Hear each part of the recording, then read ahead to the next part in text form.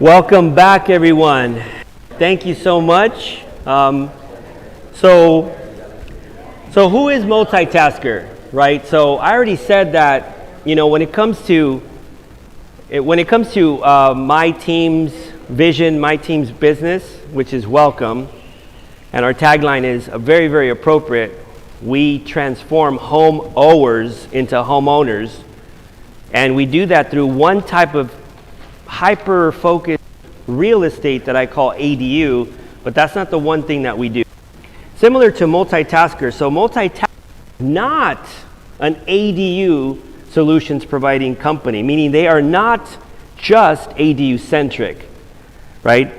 And so, multitasker is a home solutions provider, right? So that means that there's more than just ADUs. Not to take anything away from ADUs, but there's actually much more. And it's called leverage, right? So they do multiple things where they leverage someone's. In a sense, multitasker is taking your property to a higher and better use. So what we're going to queue up right now is a video about me going through their immersive VR, which is virtual reality experience, right?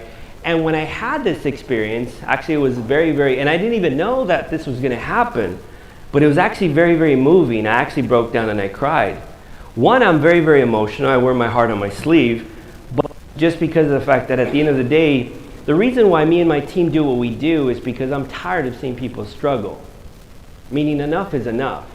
Somebody has to stand and then ultimately unite the people that are going to say, you know what, that's true. Enough is enough.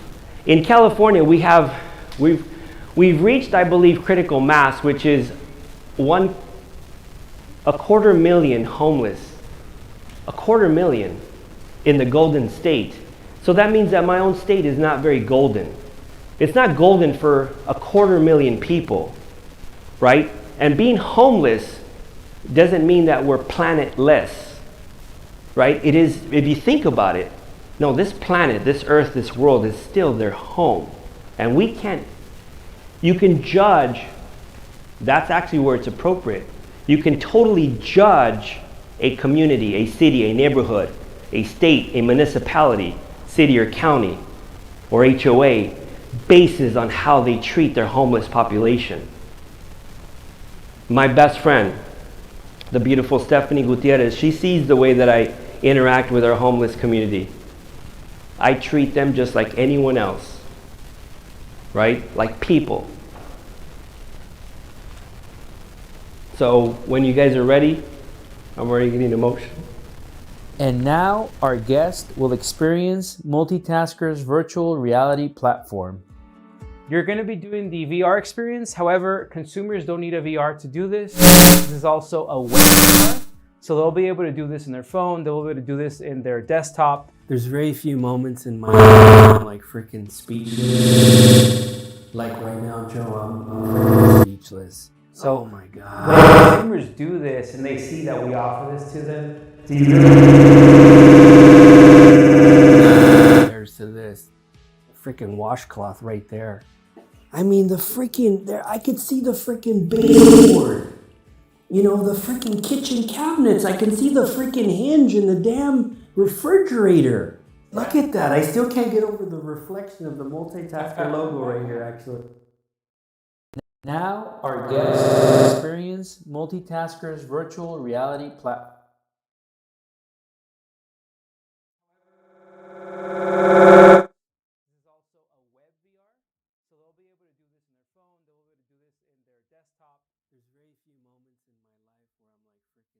We'll say is, when you're putting on events, will experience the tech is sometimes, the most problematic thing. And I just want to say that for my team, which is Long Beach Local News, they have been doing an outstanding job. So they'll be able to do this in their phone, right? They'll be able to do this in their desktop. There's very few moments in my life when I'm freaking speechless.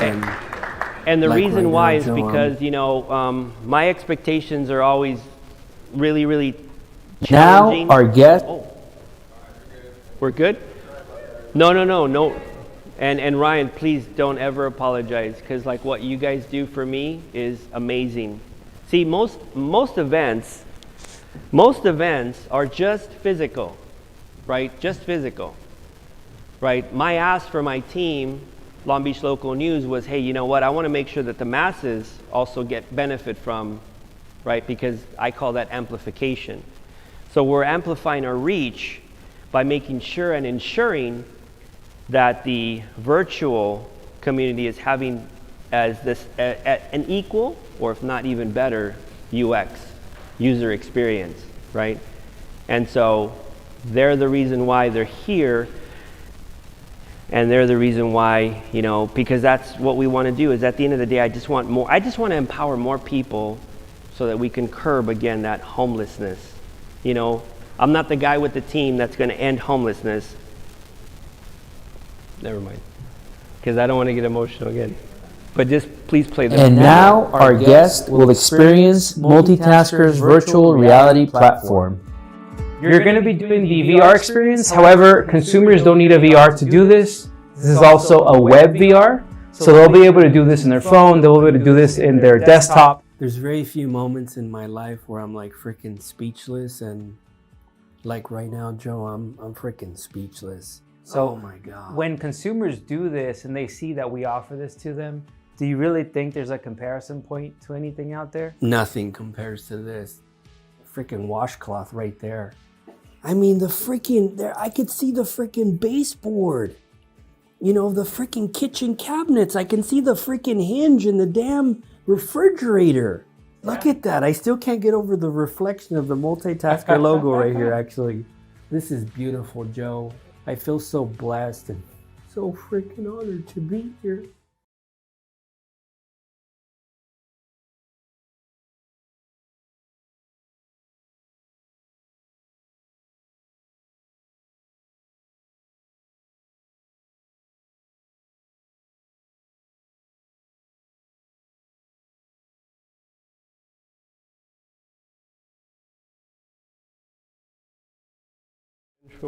For people to build these accessory dwelling units, and for those people that are actually willing to then say, hey, Rogelio, you know what? I'll deed restrict my ADU for someone that is in the very low or low income because they need that type of housing.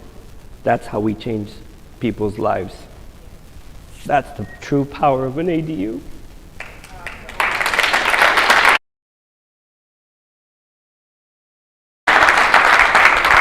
Joe, it's all you. Can you guys hear me? Yeah? Okay. Not sure if it was working.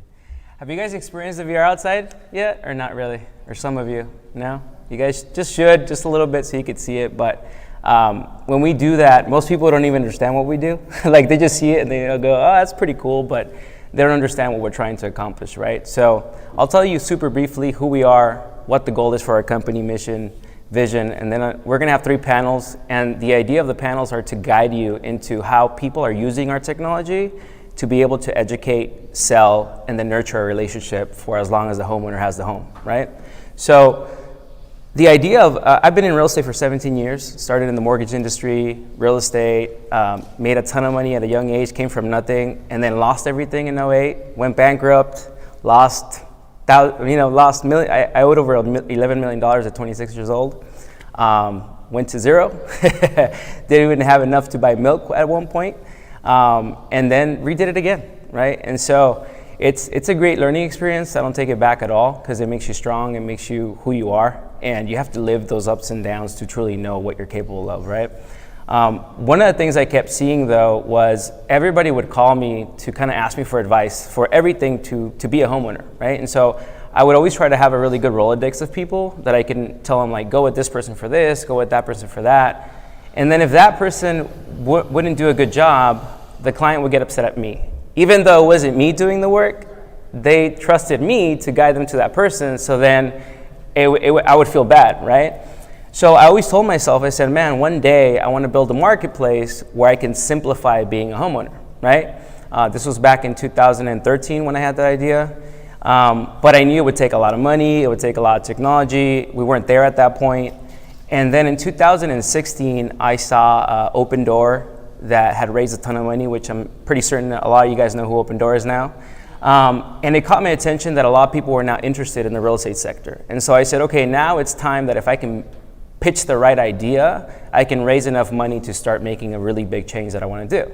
At the end of the day, to really build a marketplace, you have to give so much value to the end user that if you suddenly disappear, you're making their life worse because you're not in their life anymore, right? And so long story short, I ended up pitching a ton of investors, and I ended up raising $2.5 million back at the beginning of 2019.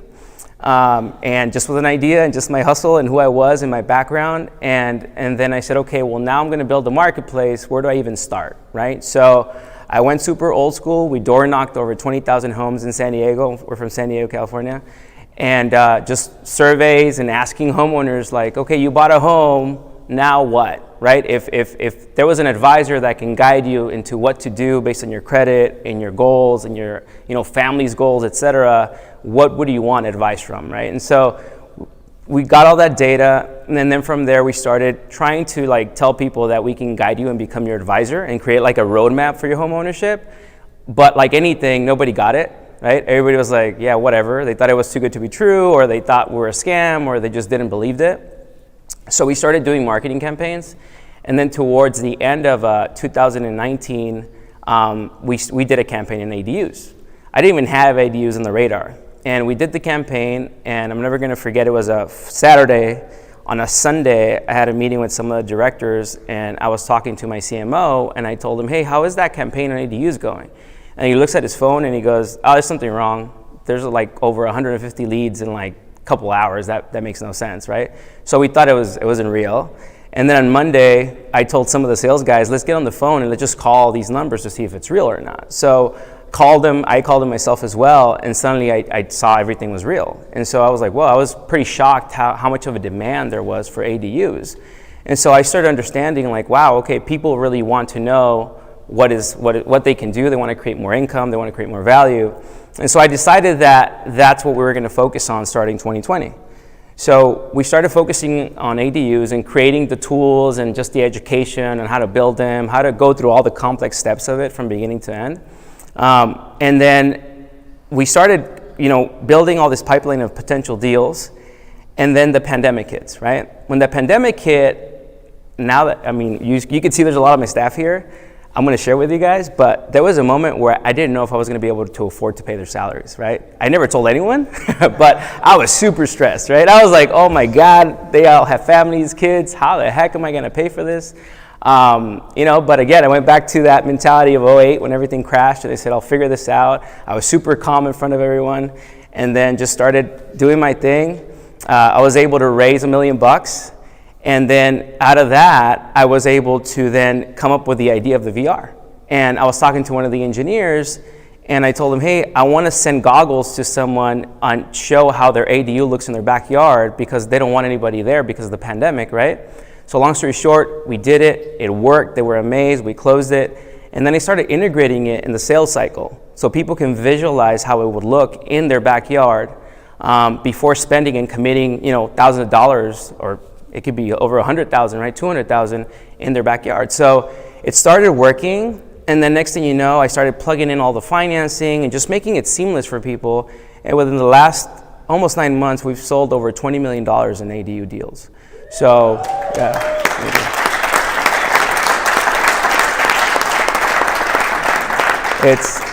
It's been hard work, but there's still a long way to go. We're just starting. Now we're even getting interest from the city of San Diego. We're talking to the mayors. We're getting involved with the city now. So there's a lot we're going to talk about, but just wanted to kind of share briefly with you guys like who we are, what we're doing. But the intention is to really become an advisor for the U.S. homeowner from the beginning to the end, right? And really fill in those gaps of like, okay, I'm buying this house. What's the best use, as we mentioned? Does it make sense for me to do this or not? Do I rent it? Do I sell it? Do I put it here? Do I put it there? And then the intention is to bring in professionals like yourselves and to engage with the marketplace, right? Like a lot of people think we're competition, and I go, no, we're not. Right now, we are doing a lot of the stuff because I have to prove the concept so people can see that we're real.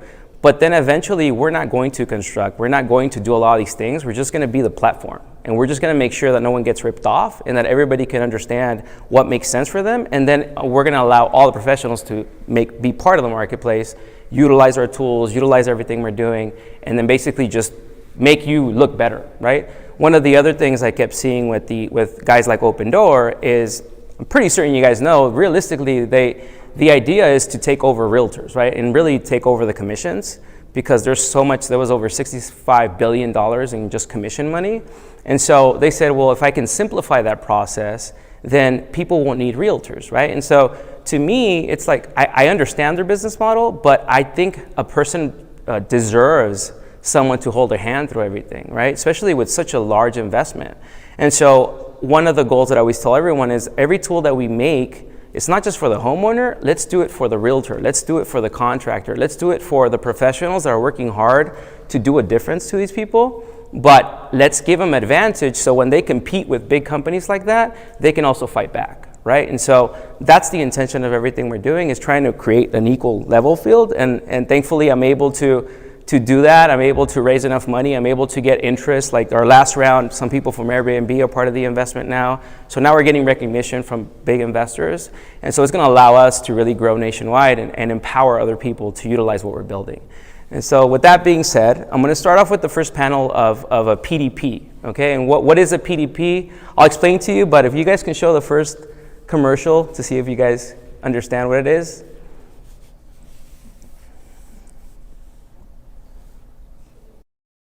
Residential construction used to be intimidating, especially if you're a new homeowner. Or if you've had a bad experience. Residential construction used to be intimidating, especially if you're a new homeowner.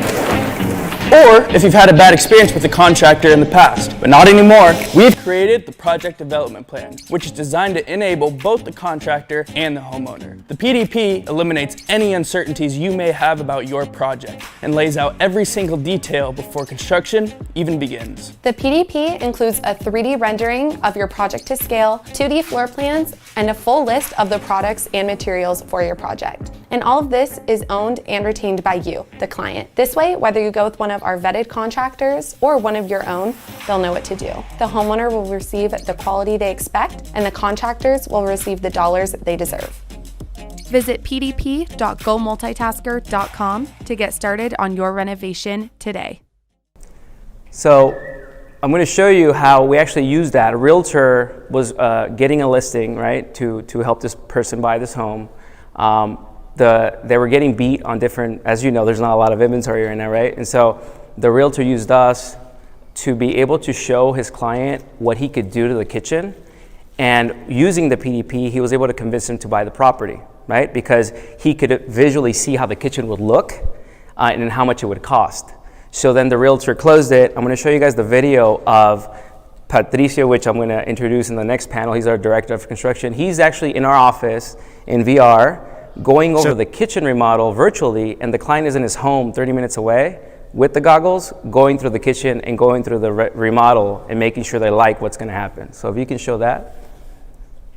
So here you can see like the different color of the cabinets, the countertops. Those are quartz countertops. Basically everything that we quoted, you can see here. And there's the difference between the cabinets. If you want to do the new faces or if you just want to keep the existing ones. So we picked that backsplash. Obviously, you can change anything that you want in here. This is just a suggestion. And as you can see, the designers took the liberty to stage your place. I gotcha. Nice. Oh man, that looks really good. You want to go check out the bathrooms? Yeah, sure. Ooh, nice. I like it. Yeah, I like the single mirror. That's nice. Yeah, it's just wider, just bigger room. Yeah, this looks really good.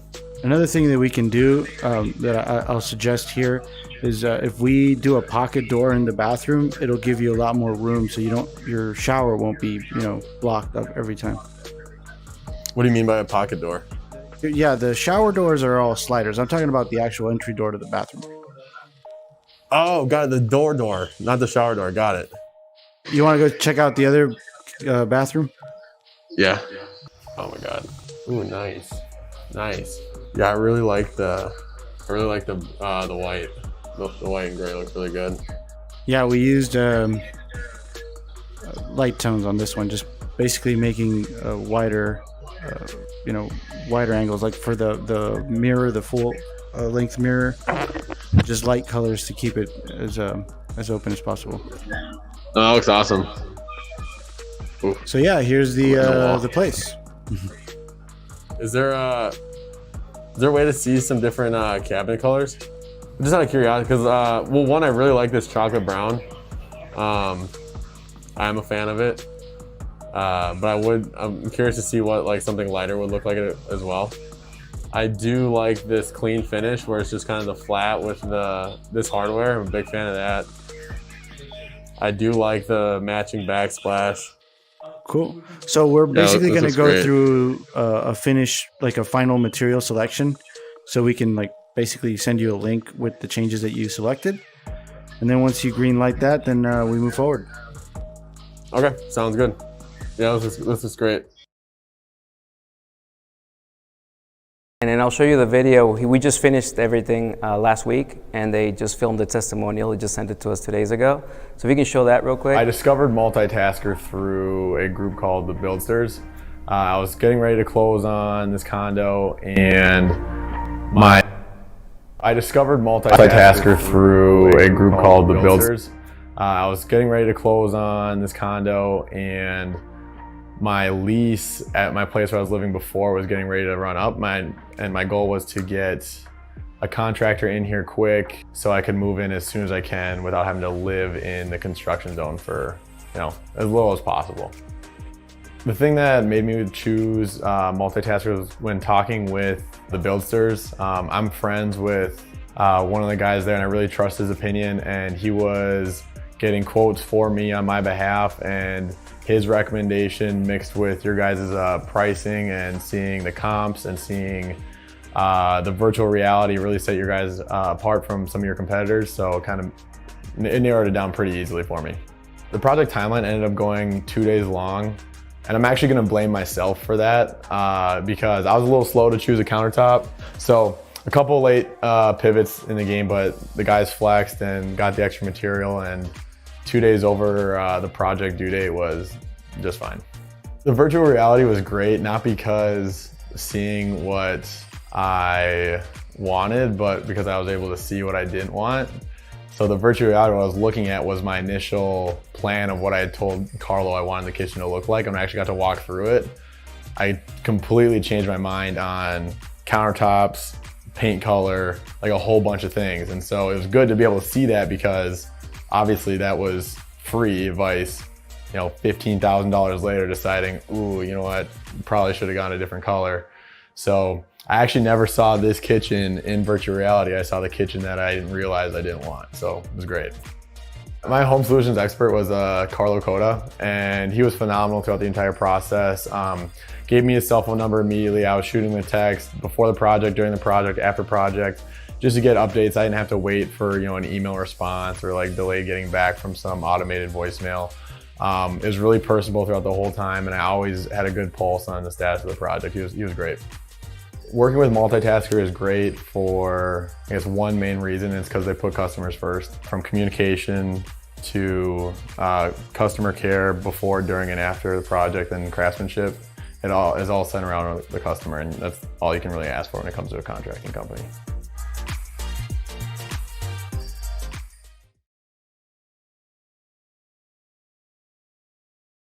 Saved $50,000 worth of mistake because he was adamant he wanted that kitchen, and that's how usually construction works, right? You kind of tell them what you kind of think you want, and you kind of go with it, and then when you actually see it, you go like, oh my God, did I really want that? But you already spent $15,000, so you're not going to change it, right? And so we empower the homeowner by actually designing what they want or designing what they don't want, right? And realizing like, oh, I didn't want that, I want this better, right? And so we saved them $15,000 of mistakes just by doing that, right? And so that's the whole intention of who we are, is creating more and more tools to give the power to the homeowner and being able to make the best decision. And then by that, any contractor will be able to not have to deal with the hassle of somebody being pissed off at them, right? Because now you're gonna get someone that's gonna be able to really know what they want, and it'll make your life easier as well, right? So in the panel, I have some of the multitasker guys, some of the Billster guys, and we'll kind of tell you how they're using the PDP and what's going on with it. With JPG here to my left, he's in charge of customer success, and he's had a lot of realtors talk to him, and then once they understand the power of this PDP, he's been able to help out a ton of them in different projects, from small projects to large projects. But it's really I won't tell you. I'm going to let him tell you how he does it and what's been going on. So JP. Yeah, how you guys doing? Thank you, Joe, for the intro. So realtors have come up to us with different situations, right? And I think the most common one is how am I going to close this deal? Like, how am I going to empower my client, and how I'm going to add value to myself, but at the same time to the project that the client wants to do. So if you're trying to buy your first home, you come out to the property, and maybe the property is kind of like outdated, right? Into rehab. But you're telling them, hey, this house has a lot of potential. But how are you going to showcase that potential, right? How are you going to even guarantee or show them how much it's going to cost them to remodel the property and do a rehab or flip it, you know? So realtors have come up to us and tell us, hey, the PDP is a great product because you can actually visualize what the client wants. You can actually know how much it costs, and you can adjust the project based on their budget. You know, if they want to spend 30 grand on a kitchen remodel, if they want to spend over 100 grand, everything is based on their financial situation, right? So we kind of like empower the realtor. At the same time, we empower the homeowner or the new homeowner by showcasing what they can actually get.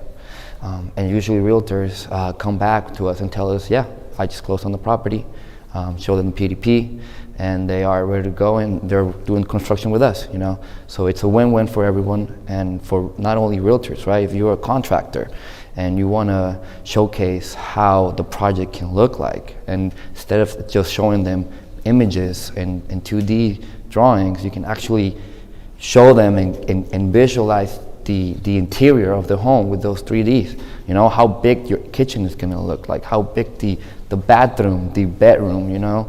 And contractors are building ADUs as well, you know, like showcasing them like, hey, a 300 square feet ADU, how big is it gonna actually look like and feel like, you know? So empowering their clients by using Multitasker, it's a great advantage. Yeah, thank you, JP. Another thing that's been happening too is people that, you know, flippers, they're starting to all actually see the power of it as well, because they're able to showcase it and pre-sell the property, how it's going to look. And on top of that, they're also using it to raise money, right? Because they can show the investors how the property is going to look, what they're going to do with the money that they're raising for it. So there's multiple uses for it. Fede is our director of business development, and he's seen the power of the PDP and how everybody is educating homeowners and other professionals to use it. If you want to share a little bit on what you're seeing out there with it. Okay, thanks, Joe. Hi, I'm Federico, and you listen? Can you hear me? Oh. Well, what I do at Multitasker is I help the home solutions experts to give. We're a customer-obsessed company.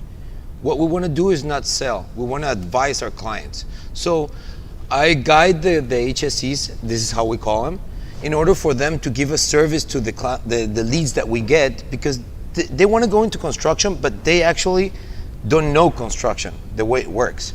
So us as HSCs, we advise the clients in order for them to have a great experience, not a bad experience or something that, well, I did something under the budget, but I'm not sure this is what I wanted at the end. So we got them from point A to point C and all the way. And if we do a good work and what we offer helps them on the way, they'll recommend us, and they will keep on hiring us or contacting us for other projects that they want to do in their own property or other properties. So this is what we do in Multitasker. We advise, and we're consultants. We advise our clients. The tools just make it easier. Most people are visual. And so just very easy to see it and understand it, right? Another thing I want to share with you guys has been interesting how what call kind of went about. Billsters, John here, he's the CEO and founder of Billsters. He reached out to us, I think through Instagram, right? 3 months ago. Yeah, you saw what we were doing, and what intrigued you? It was, so the Buildsters is the kind of mirror image marketplace for the service provider. So we started to be able to make life easier for the contractor, make it so their brand awareness could raise, make it so they could manage the job easier, get access to materials, get access to more jobs, leads, you name it. So kind of trying to perfect that marketplace that HomeAdvisor and Angie's List and Yelp and all those haven't been able to do. So when we ran across Multitasker on Instagram, it was kind of just like seeing your soulmate, for lack of a better way to put it, because I mean, we're sitting over here on the service provider side. They have this perfect solution to be able to visualize and bring this all to fruition for the homeowner or the end user. And by pairing it together, it just makes it so that it's a win-win-win for everyone involved in the construction chain or the ADU chain or the real estate transaction chain, because there's always someone to be able to turn to. So we see the PDP from a completely different light, because I mean, we, as cool as the VR is, and as much as we use that, it also turns into our perfect roadmap to be able to get a construction project done. Because what comes out of it is the 3D rendering in the VR, but then behind that is the 2D plans, which are the foundations for all the permitting and everything else we need to do to be able to get the job started.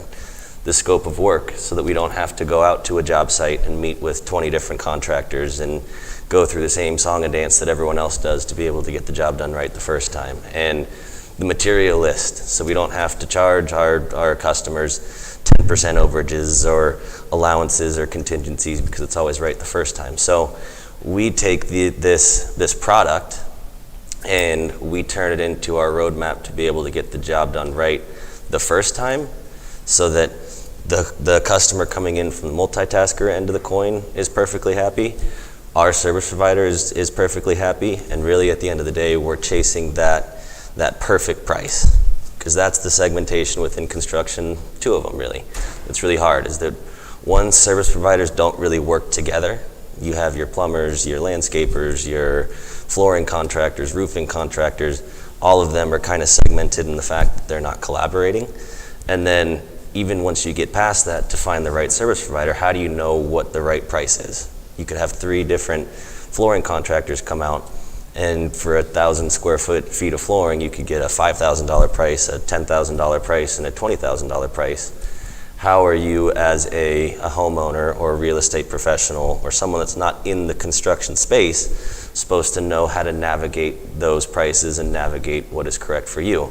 So through our partnership and through our cycles and through the amount of jobs that we're doing, and I'm sure we'll talk about Texas here in a second, we're making it so that over time, you'll be able to turn to our platform and look and find exactly what it should cost for you to do this in your area and how long it should take. So we're really excited about the partnership. Yeah. And now we're taking it a little step further, and if you want to share with them what we're doing we're actually doing a reality show.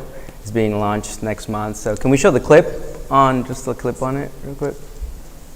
So kind of like flipping this house, right? But with a little bit of a twist.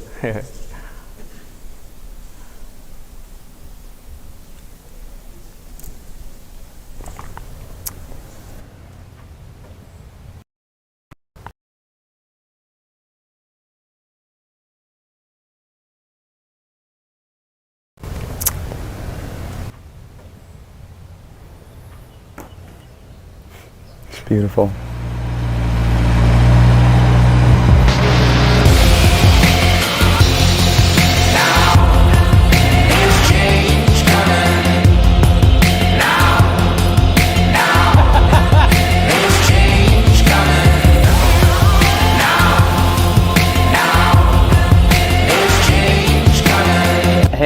She's actually studying to be a lawyer. That's awesome. No, I'm not. He does that all the time.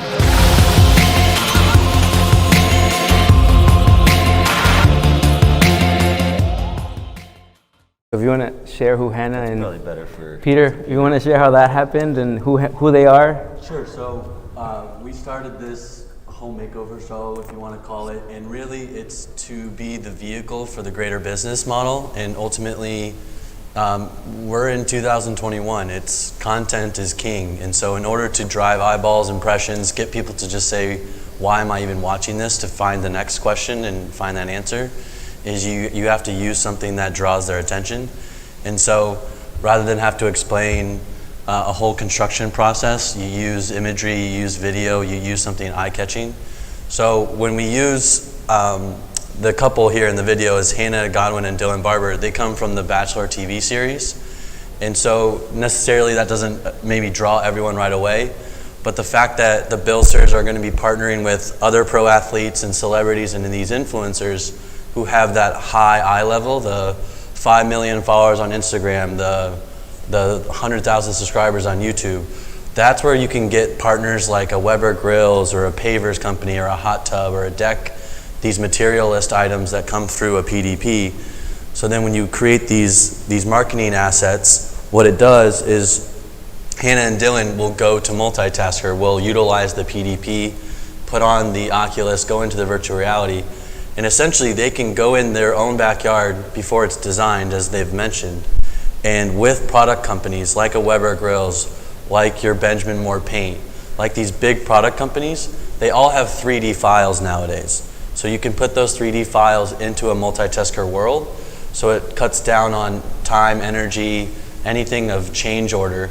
And then what happens with Benjamin Moore, with these companies that come in, is their files are already placed in there. So by the time a Hannah and Dylan couple, or any normal person that goes through this process, can go through the different SKUs that Benjamin Moore has put into their system, and they can hand select those, they can see the change in that world. So by the time they're done and ready to select, the price point, everything's already at the total at the bottom. And then Benjamin Moore, every other product that can go into your backyard, interior, whatever it is already placed into there, and it's a sales funnel at that point. So it's an upsell opportunity for a brand, and then it impacts the whole project together. Because ultimately what's going to happen, and I'll bridge it into Texas, is these impressions come from this one video. In 6 days, this video got 4 million impressions.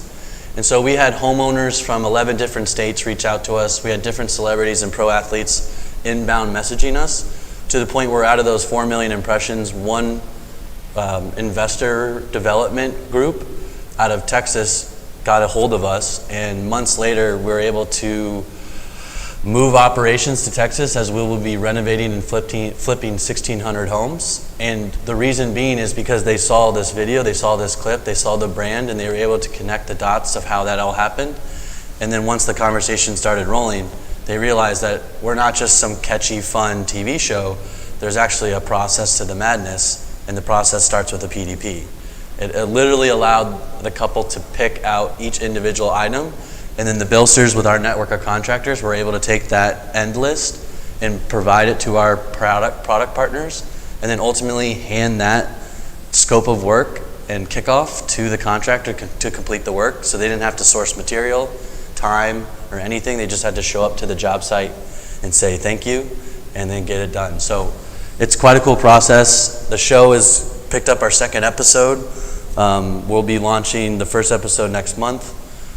So yeah, please look out for that. It's going to be on YouTube, but ultimately it's just the vehicle. It's not going to be a standalone thing, and it really just drives the greater construction and the PDP process. Thank you. Thank you.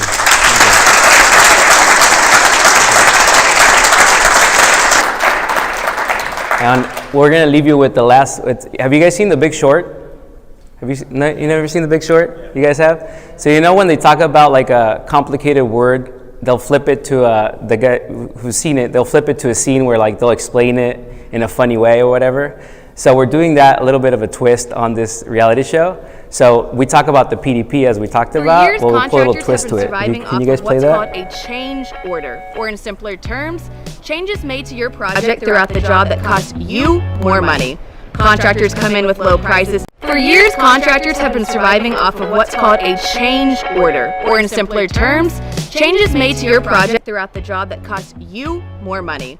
Contractors come in with low prices to get you to sign a contract to start the job, only to add more work as the job progresses to milk you for everything you have. Pretty right? The average homeowner doesn't know what goes into a construction project, so millions of people each year are being sold things they don't need by contractors using big words. People just don't know enough to be able to step up and call them on their A PDP is a project development plan, and it gives the power back to the homeowner. Your home is scanned and turned into a 3D model that you can virtually walk through and design your project in real time.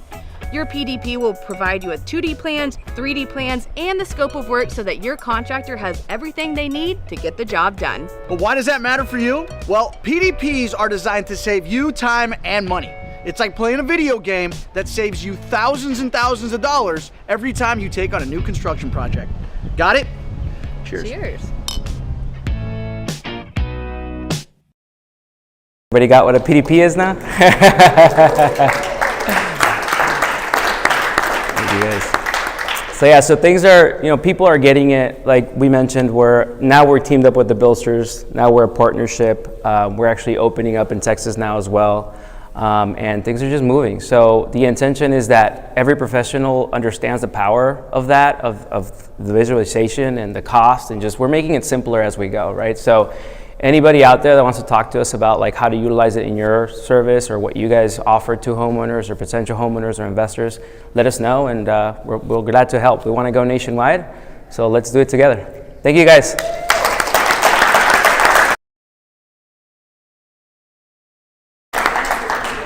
Can't hear you.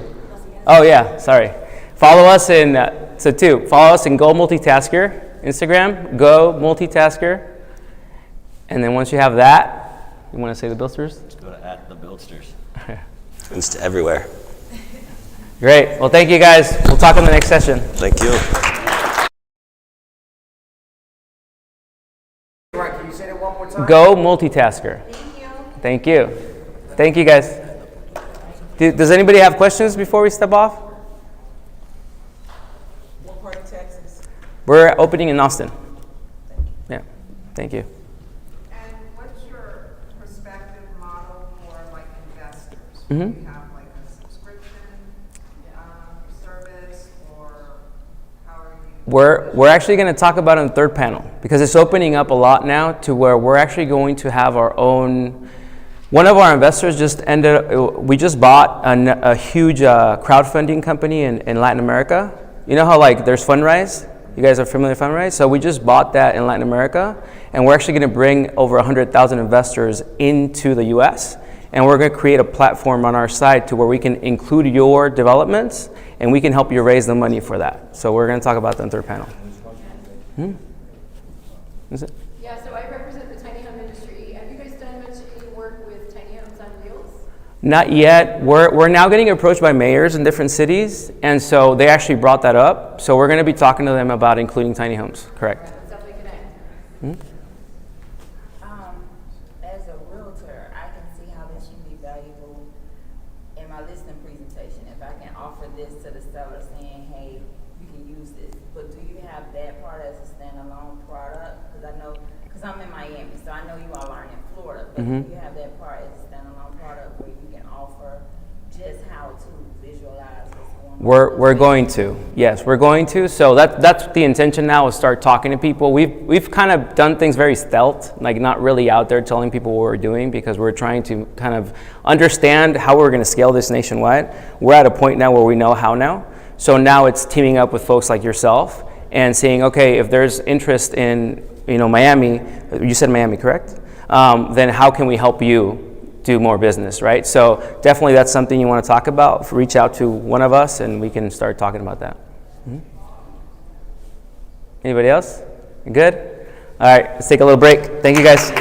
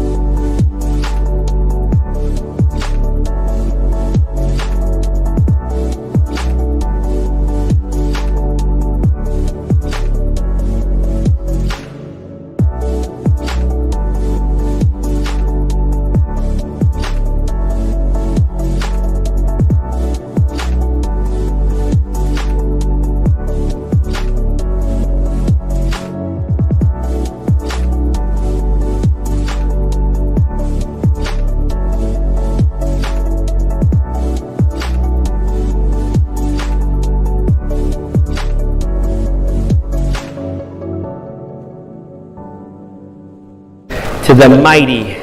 Thank you, thank you, thank you. Welcome back from lunch, everyone. We've got superstar DJ Eddie in the mix.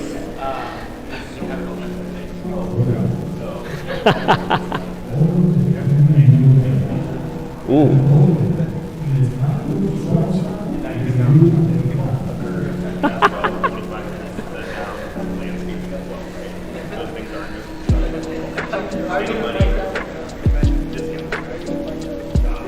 Look at those two brothers.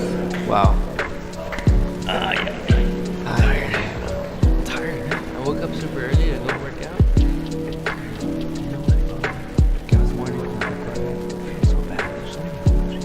There's a lot. There's a lot. It's my constant reminder. Yeah. Guillermo. Dos cosas. Toda la gente, por favor, que entren. Y luego, ¿quién va a estar en el panel?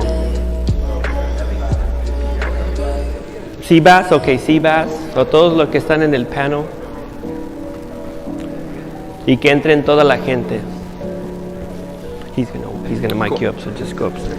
Oops, sorry, I'm in your way. Welcome, welcome. So hey, I got a quick little joke for those of you that are in attendance right now. What do you call a guy with a rubber toe? Anybody? Wow, that's the first time that it's actually ever happened. You know, that somebody got the... Isaac, did you hear that? No, I didn't hear that. What do you call a guy with a rubber toe? Roberto. I thought that was a very appropriate joke. Welcome to Mr. Andrew Slocum. Just walked in the building. Yes, Casitas. Casitas with a C. All right. Oh, you got one? Go ahead, Eddie. How much does what cost? How much does a chimney cost? A chimney. A chimney? How much does a chimney cost? Is the question of the joke. The answer is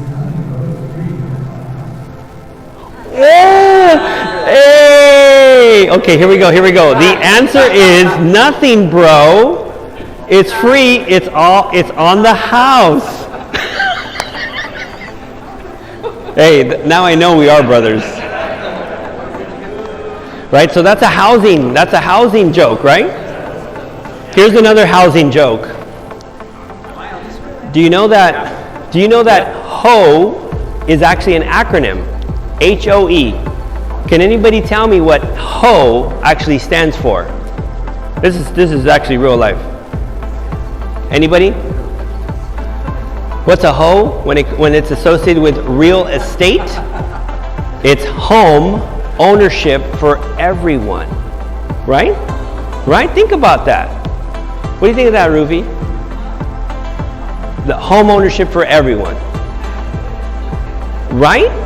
But doesn't it make sense? Just like WTF is not Wednesday, Thursday, and Friday, it's wow, that's fantastic. Did you know that? So every time somebody says hashtag WTF, I thought it was Wednesday, Thursday, Friday. It actually means wow. And you got to do it that dramatic. Wow, that's fantastic. He's looking at me like, that's not actually what it means. I'm a millennial. I'm 20-something years old. Me and my tribe, we're social media. So anyways, with that, are we ready? We're all ready? Oh man, what a good looking panel. Look at this. Are we missing anything? Now we're good. Okay, you we're want to good. sit there? You want to sit there? Sure, why Sit not? there. All right, well with that, we're going to continue on to the program. Thank you so much. God bless each and every one of you for eating the tacos. Hopefully you guys had some amazing tacos. But we're going to continue with the program. So, Joe, take it away. Let's do it. So I know some of you, from what I'm seeing, weren't here in the first one. So, but I don't think I think you guys already talked to some of the people from the staff, but Yeah, the first one was mainly showing you guys what the PDP was, which was how people can visually see the construction, and then how it's going to cost, and then how realtors are using it a lot for listings, and kind of like to show the potential homeowner what the house can look like, right? And so it's been evolving into how contractors are using it now, and then appraisers, and so that's the intention of this panel. It'll be quick. I just want to hear from their perspective what they're seeing and how they're using the technology that we have, and other things that we're coming up with as we keep growing. So I'm going to hand it off to Pat. He's our director of construction. He'll tell you a little bit about his background and how he fell in love with what we're doing here. Pat? Thanks, Joe. So yeah, my name is Patricio Amaya. Everybody calls me Pat, Pato, whichever one you feel more comfortable with. Another one of those whistles, please. That is one good-looking man.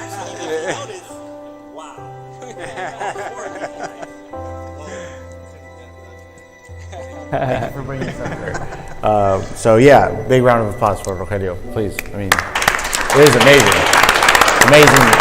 The way he brings everybody together, the way he understands how we all play in the same field, and honestly, that's kind of like why or how Multitasker came about.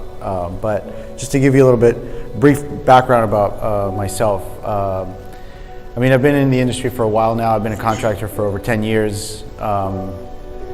And I mean, I've many other aspects, but I basically fell in love with the industry. It's definitely my passion. I love what I do, and Multitasker gives me the ability to run with it, right? It gives me the ability to play with all the toys, to bring everybody that plays in the industry and see how it all gets put together. It's awesome. And that's why we're so creative with what we do and how we do it. Like Joe said, our focus is not only towards the consumer, right? It's not only towards our clients.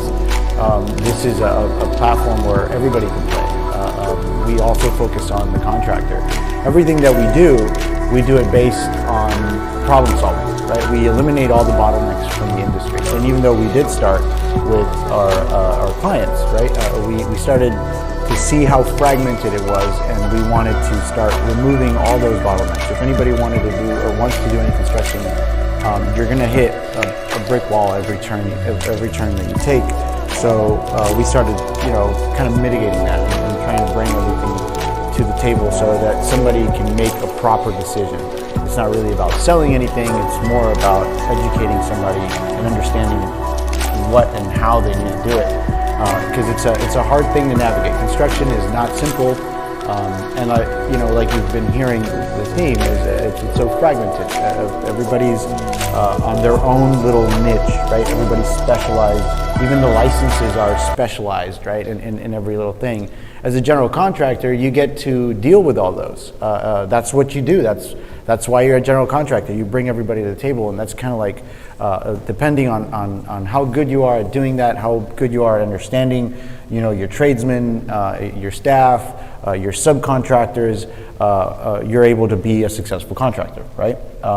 Most importantly, understanding your client first. Obviously, you want to know what you want to give them, and that's why you saw the PDP. That's how it got developed. It's part of our process. We process the information. First, we know what's in the field, what are we building and where are we building it.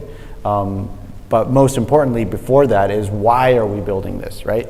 To understand the purpose and the goal of the client is our first, our first problem to solve. After that, then all the fun starts, right? You design it, you get to play with it, you get to do all this other cool stuff. And then once you pass all those hurdles, then you have to build it, right? Like now that's where the fun part for a contractor starts happening. So just talking a little bit more about how we use our tools and how it benefits the contractors. Like I said, we start by problem solving, right? We start by removing the bottlenecks in the industry. One of the biggest things as a contractor is that you need to balance your business. You need to know, all right, how many can I build, and with whom am I going to build all this stuff? So what we did is we basically gave the contractor, or we're giving the contractor all the elements that he needs to play with in the field, right? Without having to spend a lot of time figuring all these things out. These things are already like laid out for them. When we're talking about the scope of work, we're talking about material selections, we're talking about managing the client, managing the job site. All these things are what we do. This is what we do, right? We identify all these things, we lock them in place for somebody. Let me jump in real quick. Are any of you guys contractors, or have you guys built a home before? Or any of you guys here? Okay, great. So what would be your biggest pain points as a contractor, you would say, that you have? You can just name a couple. You don't want me putting you on the spot.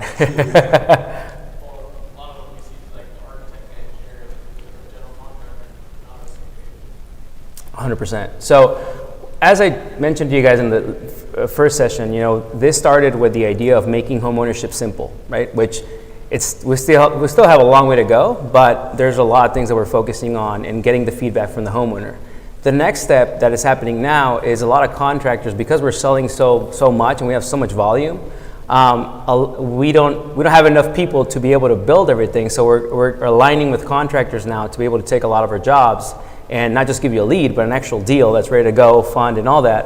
So then the next step is, okay, how do we solve your issues, right? And so those are the conversations that we've been having with contractors to understand, okay, if I can remove that you have to go out and try to convince a client, if I can understand your price point and how you price, if I can understand how you source your materials, if I can understand like how you do the subcontracting and going all that, and I can reduce the, like, you know, what, 30% of what you estimate you get, or 20%, something along those lines. So if we can remove you estimating all these jobs and just getting actual deals, and you know exactly what is available for you to fill in your calendar, and you go, okay, I can grab these 10 and that's gonna fill in my calendar, so I don't have to worry about my guys, right, when it's cyclical and up and down and all that. And so that's what's happening right now in San Diego, and our intention now is starting to go to other cities and starting to align with different contractors in those cities to see, okay, how do you currently price out? What are your pain points? What's going on? How do we give you an advantage so you can just do what you love to do, which is build,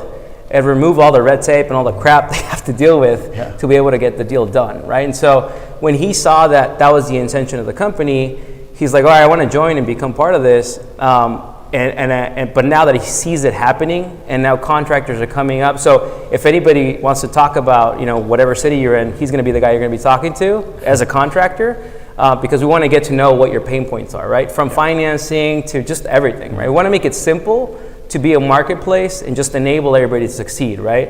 And if the home buyer or the person that wants to develop can connect with the right contractor and they know exactly what is going to be built, all they want is just to get it built at a good price, right? And at a timely manner. And so if we allow you guys to be able to do things fast and just go and execute, then we're reducing the friction as we keep growing, right? And so that's the intention of everything we're always thinking like that. It's like, how do I make their life easier, right? How do I reduce the steps over here? So that's on the contractor standpoint.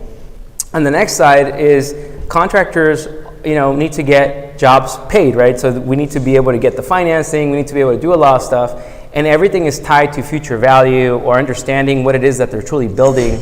And that's where Sydney, you know, came along, and Sydney's background, he'll tell you a little bit about his background, but I want Sydney to be able to share what he's seeing with what we're doing and why he decided to align with us and what the future is to construction and ADUs and just what you're seeing out there. Sydney?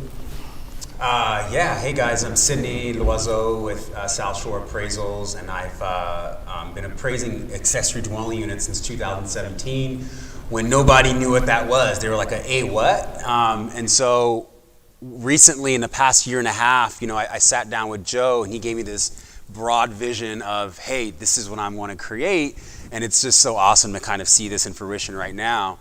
But what I keep hearing and the importance and how it really allows myself as an appraiser to really excel at what I do is because we're constantly appraising properties, present day value for future use. Everybody wants to know, hey, if I want to do this or if I do that, what will it be worth, right? And so you're constantly having to project a picture in your head saying, okay, well, what are the finishes? Send me the specs. What is the end game for this product? Lot area ratio, everything has to flow. We live in Southern California where we all live outdoors mostly, right? We love the outdoor space. So what's around the accessory dwelling unit that's going to attract that buyer? Is it that rooftop, lounge space like Seth was talking about earlier, or is it a nice decking with barbecue, those kind of drought resistant landscape spaces? So, as an appraiser, I'm constantly looking at, it's the one reason why realtors, these stage a property, because homeowners or people just can't visualize it. And so what I saw Joe and Multitasker, they were doing, they're giving you the vision. Right? And they're saying, hey, here's the size, here's the location, here's the finishes. Now, as an appraiser, what I can do is I can take that information and go, okay, well, based on what you've told me, here's your value. The special thing that we've done in San Diego, and now we're going to start expanding this into Orange County and LA, is we've segmented every single zip code in San Diego to what the ADU, the size of the ADU, the different finishes, whether you want an average finish, a high-end finish. So we've segmented this out for every zip code. You know exactly what your ADU is going to be worth. Now, what this does for the homeowner is amazing because they can say, hey, we want to invest $250,000 or $200,000 or $150,000, and we know exactly what we're going to get for that, right? So they know cost, they know value, and at the end of the day, we can easily streamline this with any lender saying, hey, in this market area, whether you are in 919 whatever, here's what the property values will be worth. And I think that's what is so amazing, working with these guys is it really makes my job a little bit easier, but it gives empowerment to the homeowner. At the end of the day, well, I wouldn't just say the homeowner, whether you're the developer, builder, contractor, sub, everyone's on the same page, and there's no hiccups, there's no changes in the ninth inning. That usually is what throws something off or a valuation off, is when someone says, oh, by the way, I want to do this other thing here. So, as an appraiser, what's super important is we have to first identify the problem. And it's exactly what they're saying. I mean, you were just stating this. You identify the problem. Once I know the problem, then it's the scope of work. Well, how do I solve this problem? What is all that's going in to solve this problem? And then on the end factor on this, what Rogelio was talking about earlier, it's highest and best use. It's always highest and best use. What is economically maximal use of the space going to contribute to the overall value of this project? So is it a single family with ADU and junior ADU? Is it single family with ADU? How big? Depending on market space, this is all what we figure out and can offer to the client or the contractor, saying, hey, the client, if you live in a college area where, it's price per head, well, yeah, the rents are more, so you can build out bigger, and, their end value will obviously be larger, right? So we've been able to figure this out, and we've been working hard, and now we're pushing into, the Orange County, LA market to do the exact same thing. So wherever you're at in Southern California, you guys not only will know what your project would look like, but the value added to that, or the contributory value to that space. So. Excuse me, I'd like to hear from Sebastian actually, and the reason why is because he interfaces with, with the people that want these spaces. And so as the number one salesperson on Multitasker, his insight is so valuable. And before that, I want you to marinate on a type of obsolescence, because at the end of the day, it's all about value. So here's the term, and I just want you to marinate on that. And the reason why is because no one's talking about this obsolescence yet.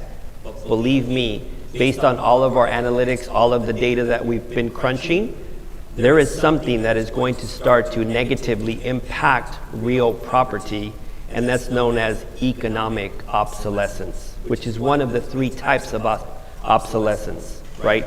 The reason why Sydney is nodding his head right now is because, and this is the first time that he's even heard me even actually say this, but believe me when I tell you that when we start talking about highest and best use, that conversation is going to start coming in, because as licensed real estate professionals, licensed mortgage loan originators, right, we're literally going to be held to a higher standard. And the reason why is because I'm going to make sure that everyone is held to a higher standard because of the fact that there's something else that we need to start considering, and that's external factors associated with economic obsolescence. So I won't go into what that is until the very, very end, not of this panel, but at the very, very end, because that is exactly why I put together ADU America. But with that, Sebastian, I'd love to hear from you, because, I mean, and not only that, but look at, I mean, you are an amazing, young, charismatic individual. No wonder why you are the #1 seller in all of my Multitasker. And you know what? And I want to make sure that you always hold yourself to that highest and best use standard that you hold yourself. You know what I mean? So Sebastian, tell us who you are and what do you do? For sure. Thank you, Rogelio. Those who don't know me, my name's Sebastian. I'm an HSC at Multitasker, which stands for Home Solutions Expert. So when it comes down to dealing with homeowners, clients, I'm the forefront. I'm always talking, and it's amazing. I love what I do, and I've been with the company for a little over 2.5 years now. And honestly, I have learned so much just with the help of the team, Joe, Pat, and everyone in Multitasker has taught me so much and just helped me grow with the company.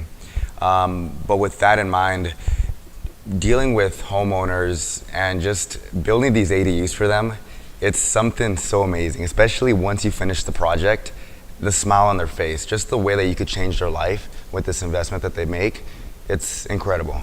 It's a feeling that honestly, I can never get over. Even though, you know, all of your clients are going to interface with so many people, so many amazing, talented, gifted people that make up Multitasker, it's amazing. You're the first impression, right? You're the face of Multitasker. And at the end of the day, remember, yes, it's about highest and best use. Yes, it's about value.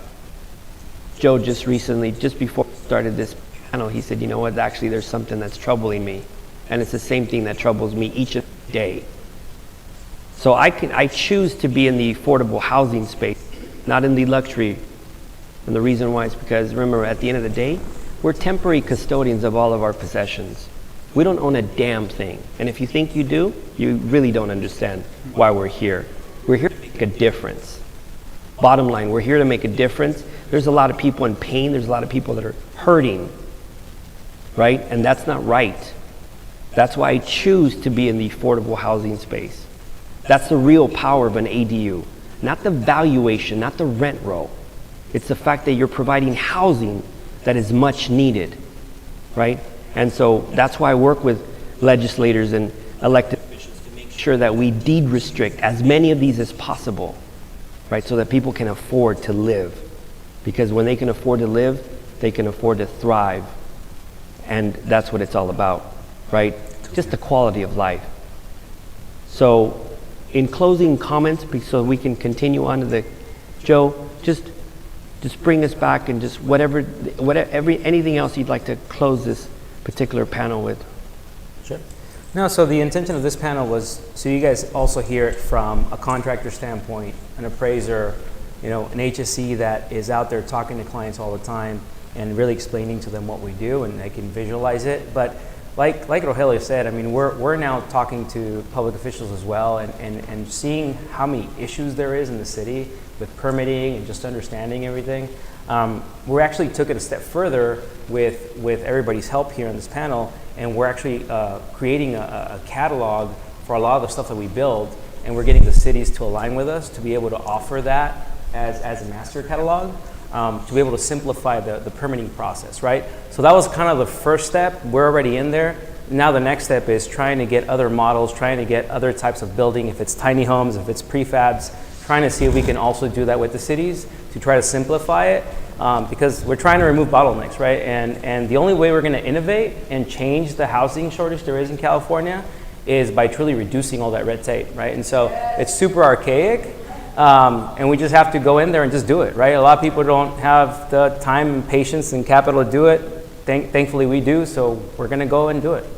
Somebody has to do it. So just wanna leave you guys off with that. The next panel will be quick. I wanna show you a little tool we're working on that is going live July 1st. Because what's been happening is people come in and ask for ADUs, and then next thing you know is they don't know they could actually do the best use, which is, well, wow, you're telling me I can put 5 units in there. I didn't know I could do that, right? And so then when they see it, we put everything together for them, they go ahead and do it. So we want to take it a step further again, and we built a proprietary tool that we're launching next month that you're going to be able to plug in your address, and you're going to be able to see exactly what you can build, all detailed down to a T. So we're launching it in San Diego first, and then we're going to keep expanding it as we go. So I'm going to share that with you the next time. If I can. Go for it. Just don't want to move on to the next segment without saying this to all these contractors out here. And it touches on what Rogelio was telling us a little bit earlier. Yeah, when people can live, then they can thrive. As a contractor, that's the same thing. That's the same concept that of the bottlenecks that we're removing, right? When you can balance the workload to what you can perform, then you're not worrying about, you're not worrying about that, and you can truly worry or truly focus on perfecting your craft, right? On your passion, on what really transcends your service and gives that joy to your customer. And then from there on, I mean, it's all growth. So. Right. Yeah, just wanted to reiterate on that. Sorry. That's that. So thank you guys. We'll go to the next one.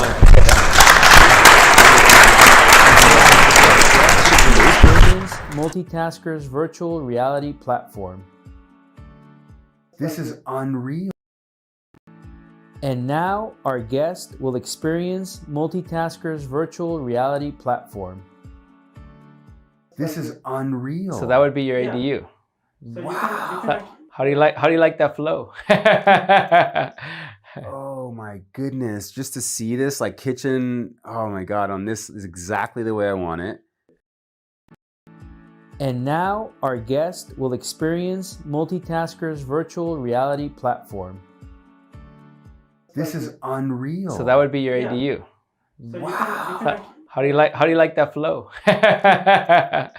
Oh my goodness. Just to see this like kitchen, oh my God, on this is exactly the way I want it. Go check out your bathroom and everything. This is exactly what I wanted too. It's like this office space. And then the bedroom, oh look at that. Oh, Joe, you guys really outdid it this time. This is amazing. So that's one of the great things, right? That the clients can see all this and choose all this. And that's something you can't really do with. You guys are good. Because I didn't even think I told Mario all this specific detail, It was like, but I think just by scanning it, you guys can almost do it better than what the client would probably even think they can do.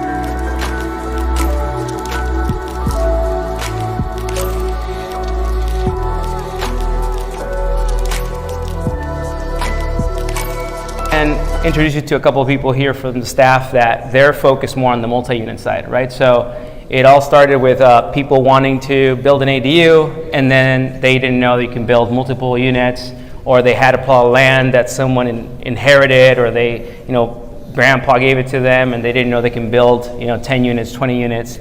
And so we're being able to show them how to do it from A to Z, get the financing, put it all together, permitting, contracting, the whole thing. Or if they just want to sell it, then connecting the right investor to be able to buy it from them and be able to do everything for them, right? And so, is it there? Okay. So yeah, so that's basically how it's going to look like. So that'll launch next month. And like I said, you'll plug in your address just like Zillow, and then it'll shoot you a report of what you can build, right? With the intention of them plugging in all the service providers to be able to give them the financing, and just the system will put it all together for everybody. So like if you're a lender, for example, eventually you'll be able to get the actual deal right at the moment that they need the financing, and we'll tell you exactly what financing they need.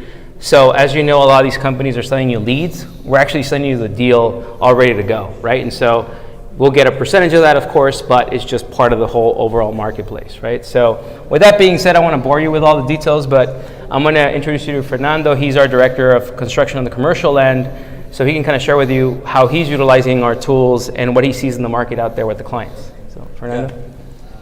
Hi, everyone. My name's Fernando. I'm an architect.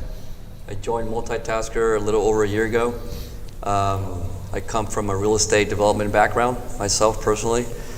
And so the multi-unit department really much, came into place end of last year. As we were going through several ADU deals, we noticed that they had much more potential than your average ADU project. So eventually we started focusing on finding the best use of land for these particular projects. We found out we were able to put in more units, whether they were ADUs or not, or dwelling units. Eventually that took us to where we are now. We are currently working on several different projects where we have a mix of multiple dwelling units attached with ADUs with the new laws, and some of them with even commercial spaces for mixed uses. So that has really, brought a whole new dimension to our plate, and as a company, right? It's a brand new department, but nonetheless, it's tied in directly with our overall umbrella and all the tools that are used for the construction department, the ADU department we use as well in the multifamily department. Right now, we're pretty much development managers. We take the client from A to Z. We process the entire thing for them, permitting, all the entitlements, projects, feasibility studies, construction management, turnkey project. Financing is also one of the big aspects that we take care for the client. It's a by case scenario, but in general, we go through the entire spectrum, and just the tools that we have access to really gives us the power to filter all these deals and really determine what is the best use. Because at the end of the day, that's what we're looking for a client. What's the best use for the client? That's that.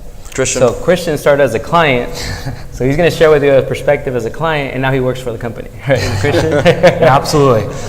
So a few months ago, I got notified of the ADU law change, Bulletin 400. I was like, dang, this is an opportunity. And as a real estate investor, there's not a lot of times where an area changes a zoning law like, the Bulletin 400 changed San Diego's zoning laws. So I was like, hey, how can I utilize this? And how can I find potential investments that best use this capability? So long story short, I wrote a small algorithm to find underutilized programs or properties, and then I would call up the property owner and be like, hey, I'll offer you above market value, and I would come in pretty high because I knew the back end ROI because of things like, hey, what's the cap rate valuation, and how does the additional gross income relate to the end value.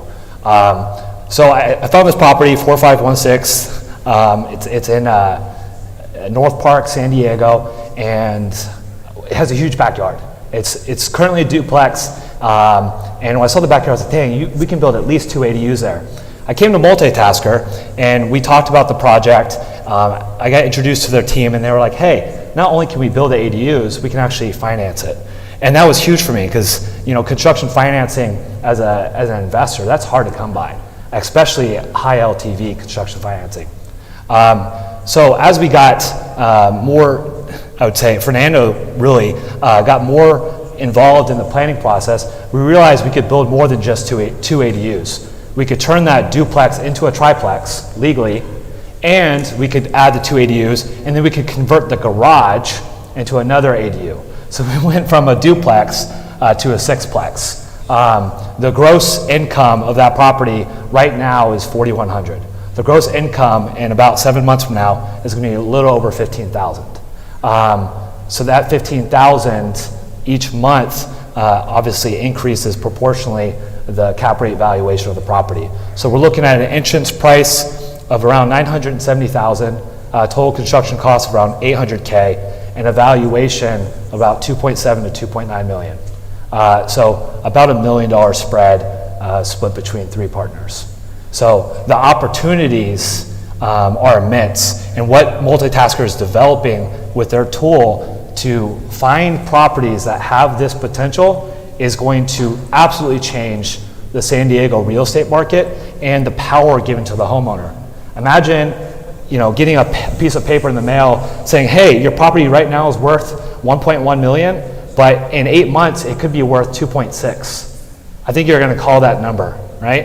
And as a realtor, what if you're trying to, or a real estate agent or a wholesale buyer or anybody involved in the real estate transaction, if you have that list of properties and you can call them and say, hey, I would love to be a joint venture partner. I would love to buy your property. I would love to sell your property. Anything. With that tool, it unlocks so many doors for transactions, for construction, etc.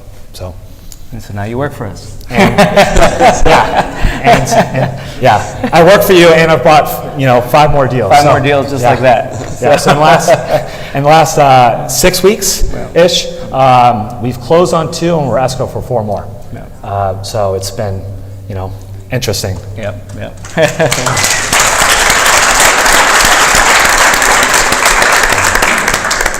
As you see, kind of the trend with everything we do is to empower everybody, right? Market, and we make it better, and everything is at a better field, right? That everybody can take advantage. So thank you guys. Those were the 3 panels I want to share with you guys, and thank you for everything.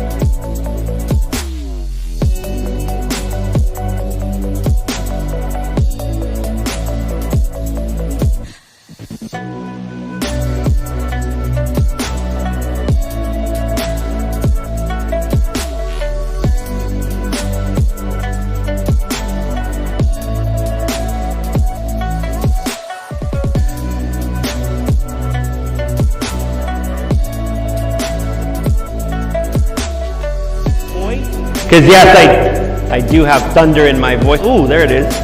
Next up, we've got Casitas, Andrew Slocum, and his secret weapon, Edgar. Right, so with that, take it away. Yep. Thank you, Rogelio. Hi, everyone. I'm Andrew Slocum. Casitas is a multifamily, fee-based developer for accessory dwelling units. What that means to us is you are a multifamily owner and you have other things you're doing, whether it's raising capital, whether it's new acquisitions, maybe you've never done ground up construction and you want to take a look at how we can make more income or your purchase in California. The prices are so hard in California, and how can you get that NOI, that cash on cash return that your equity investors or what you need on debt to make the deal work. So what we've come in and it's brought us our commercial knowledge, our institutional knowledge, and added that to multifamily buildings and add a new way to what we call add a value add to your value add strategy. So you already are buying new units and turning them over, but can you build more units on it? Can you convert parking? Can you add the 2 detached units? What can you do? And it doesn't matter where you are. Our rules are California. But then within that, it's different rules for Santa Barbara. It's different rules for Pasadena. It's different rules for South Pasadena. So what our benefit is we also work on the state level, the local level for legislation, and become a part of the political conversation as well.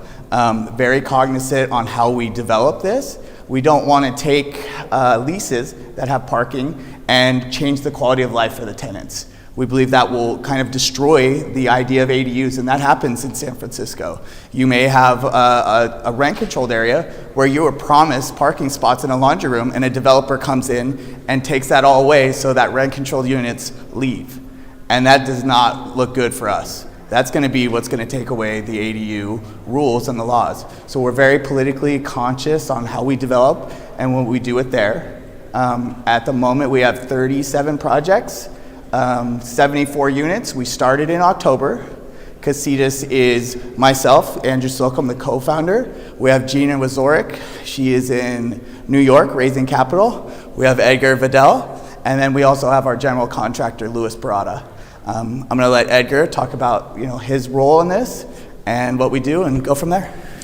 Right. Good evening. My name is Edgar, as Andrew here, and I've been very fortunate to meet a person like Andrew, where he does all the studying for me, in a sense of like what we can build there, how to go about it, and then I just come here and create an efficient design, pretty much. So we don't try not to overbuild because we already know construction is already expensive.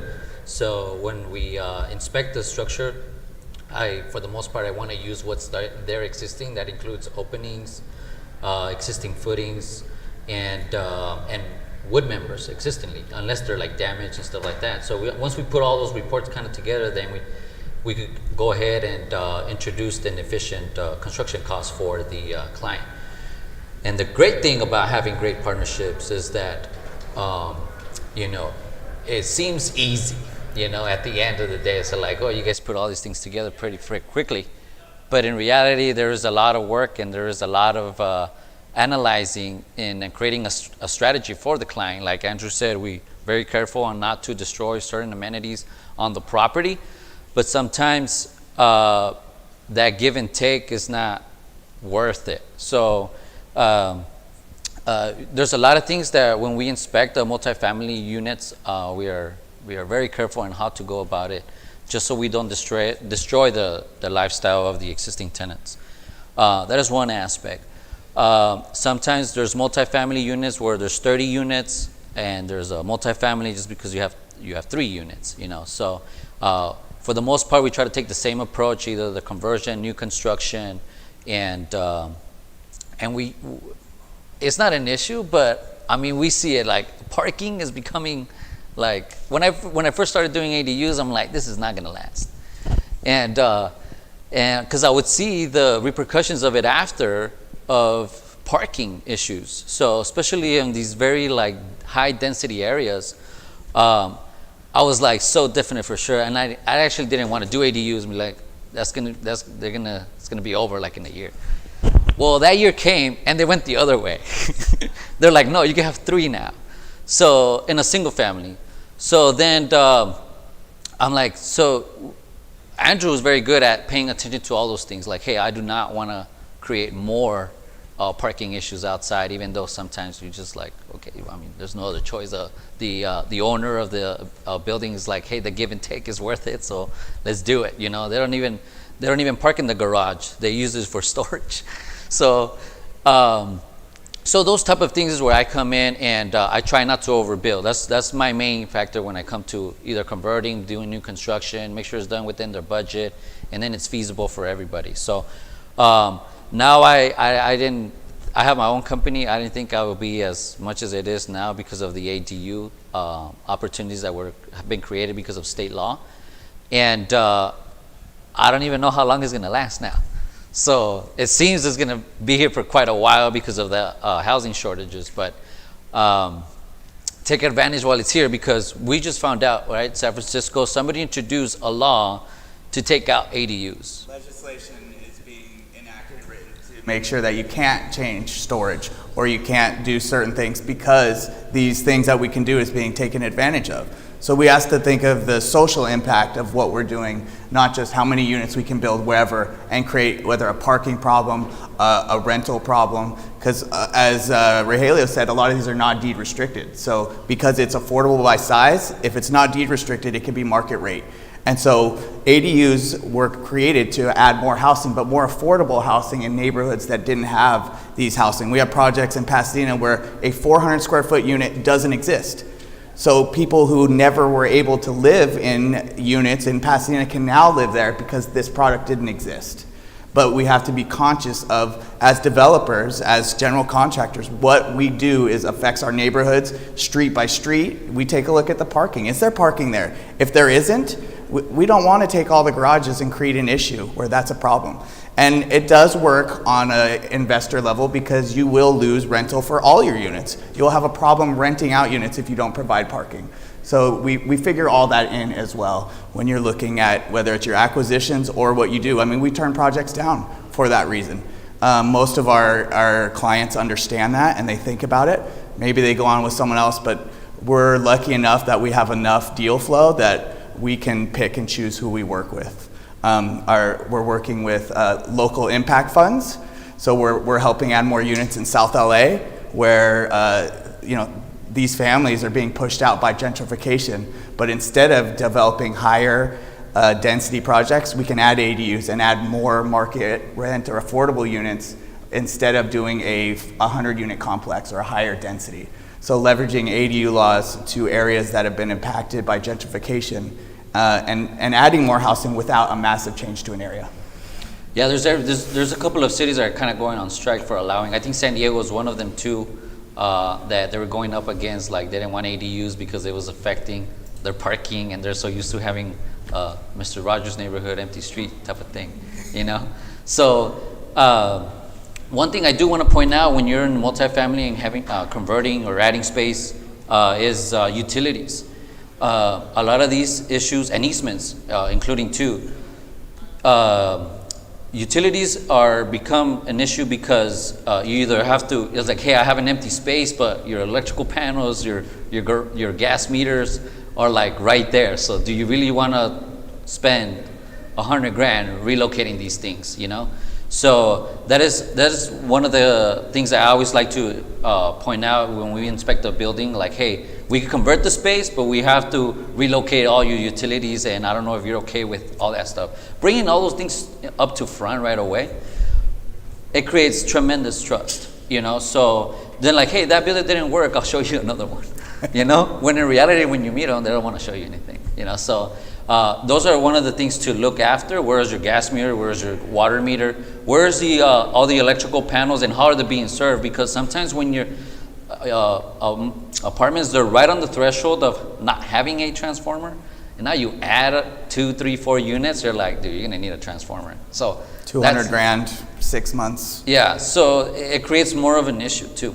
That's one thing for multifamilies. On a single family, I always like to check, hey, the first thing I ask is, are you underneath power lines? Especially garages that they, you know, they want to convert, but right above it, there's a power line right on top of it. And they think that most people want to think, they say, hey, my neighbor did it, I could convert it too. But they don't look at you know, the city's not going to tell you, hey, you have an easement, or they wait until it's all approved and Edison comes and to flag your pole. And they're like, hey, you can't have any of this here. So those are the kind of like red flags to look after when you're inspecting a building, or anybody who's developing or looking into, or you're a real estate agent and informing clients about the potential that it is in this parcel. You want to bring those things up because they're deal killers. And it's bad news for many people. I've denied projects. I'm like, I'll go with someone else if they say, but I know what you're going to be facing. And I always say, hey, you can't do it, or you're going to have to relocate this wall and push it forward, or find another solution for them. But those are one of the biggest problems that I think converting ADUs is something to look after, because you don't want to be up with the proof set and then you can't build it. That's a good point. You know, getting the plan set approved and building it is the whole other step. That's why we make sure when we do our design, it comes from a construction standpoint. Can you actually get the utilities to there? Do the costs make sense? This is ADU America 2 for us. We're planning to see what ADU America 3 will look like. Next week, we'll be lobbying for Senate Bill 778, which allows ADUs in mixed use. What that means is throughout California, if it passes, the conversion of vacant retail, vacant commercial space. You go through downtown and you see all these empty spaces. And a lot of times it's required to have retail in areas that never made sense. It's not a walkable neighborhood. There wasn't parking for it. You weren't going to put your hair salon or your boba shop there. It didn't make sense, but it was required. So if it stayed vacant and this law passes, it's going to be conversion of that. And we're going to see that in 100 unit plus buildings, 300 unit buildings. And I think that's where we see ourselves, if this passes next year, is going to these institutional groups like Avalon Bay or REITs and saying, look, we can add more units here, and even if it is affordable, it makes sense because you're not making any money off vacant retail. And it'll revitalize some of these downtown neighborhoods that really struggled with COVID. We saw downtown LA disappear. San Francisco, the same problem. So we're looking forward to new legislation, being a part of that conversation, and then being a stakeholder in these changes as it affects California. So, you know, doing it, but also being a part of what happens next and making sure we protect all the work we did to get ADUs to where they are today. Yeah. It's been a long process. So, you know, to say where Casitas Next is, you know, we're trying to grow organically. We would love to take in a big check from a VC, but it doesn't feel right for us. We're going to grow organically, be a part of the conversation, and then expand as it makes sense for us. So thanks for having us up here. Appreciate all you. Sure. What's your contact info, website? Have a click on Sure. So it's we hired a marketing team, and we're trying to balance out what our look looks like. So it'll be up soon, but it's casitas.la.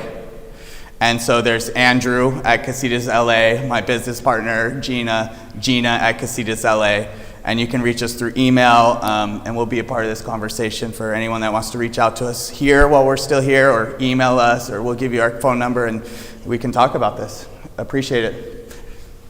Yeah, I'm done. Thank you. Dan, thank you so much. All right, next up is the mighty Cameron, Gary, and Joseph. Come up to the stage.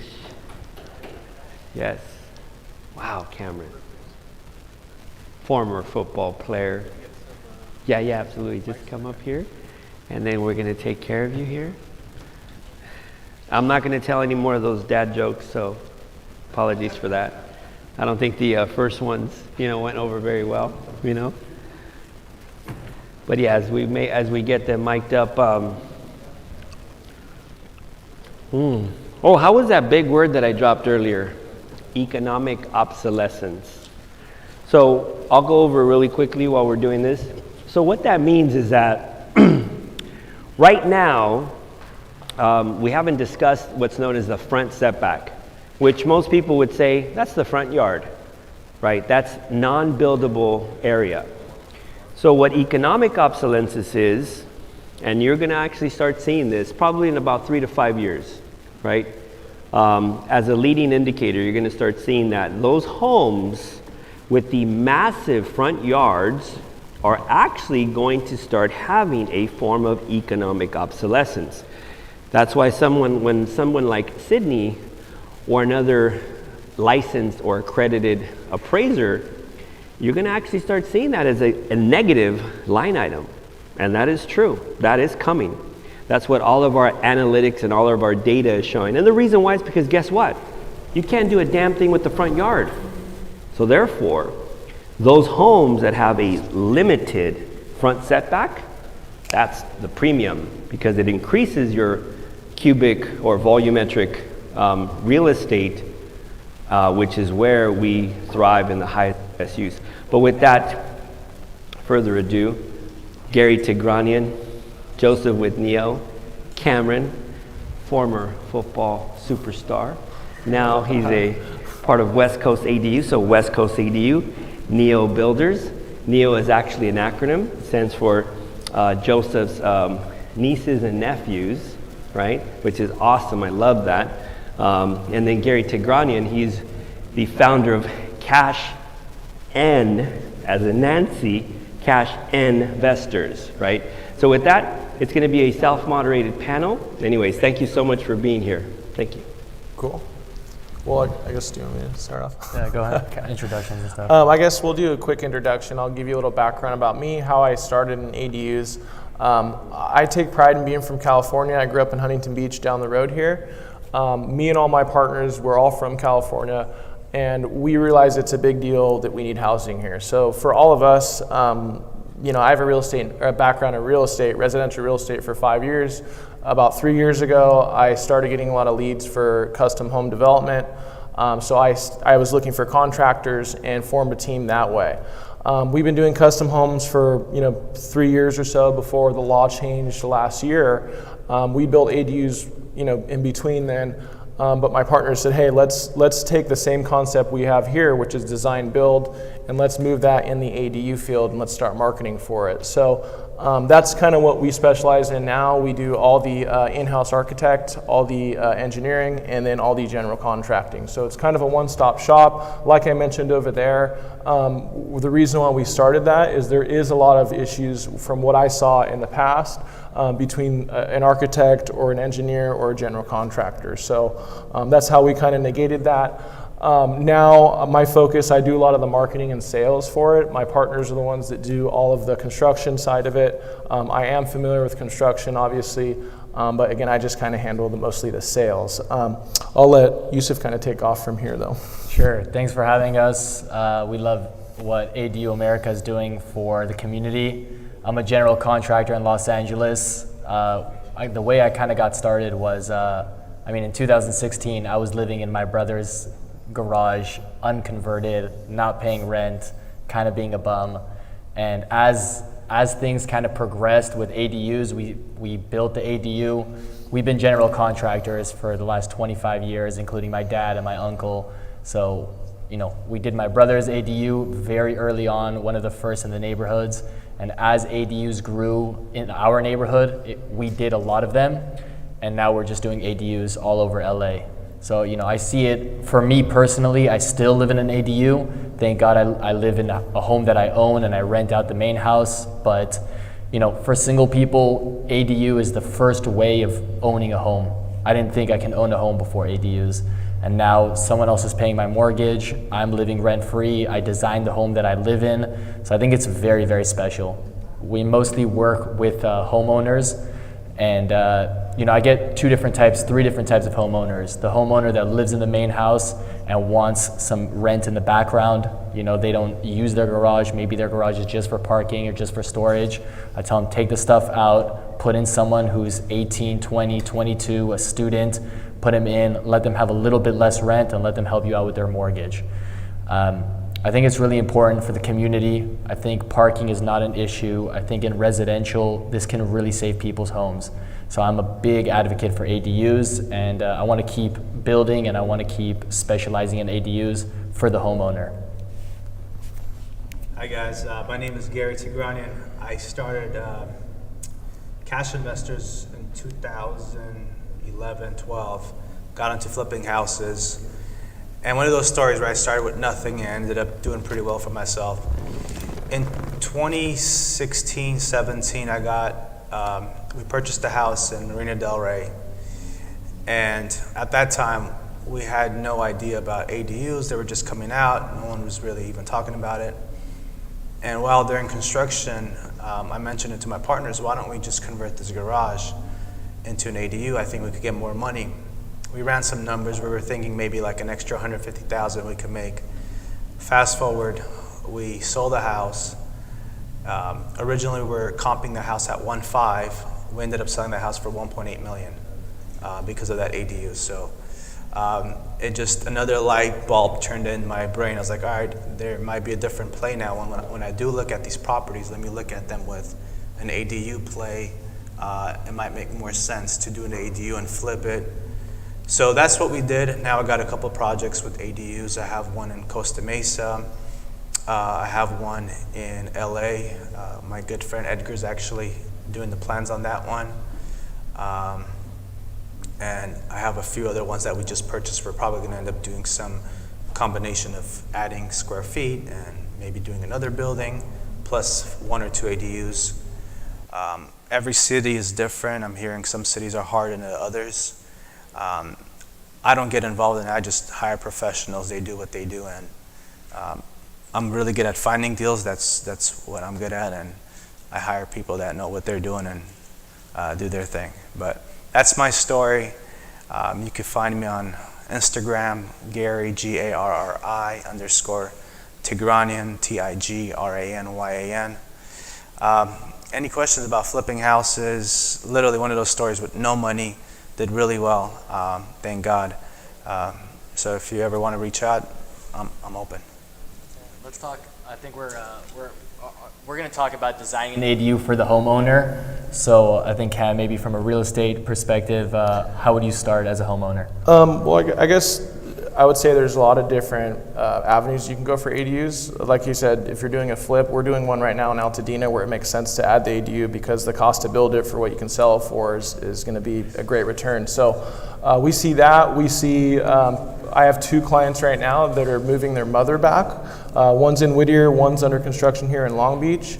And it kind of depends on who we're designing for, right? If it's a rental, they're just kind of going to go in there and say, hey, let's make it as easy as possible. It's still going to look brand new and really nice, but rather than the one in Long Beach we're doing for the mom who's going to live there with the grandkids and the parents and all that. This is more customized. It's ADA designed, so if she does end up being in a wheelchair, she'll have access to the bathroom and everything.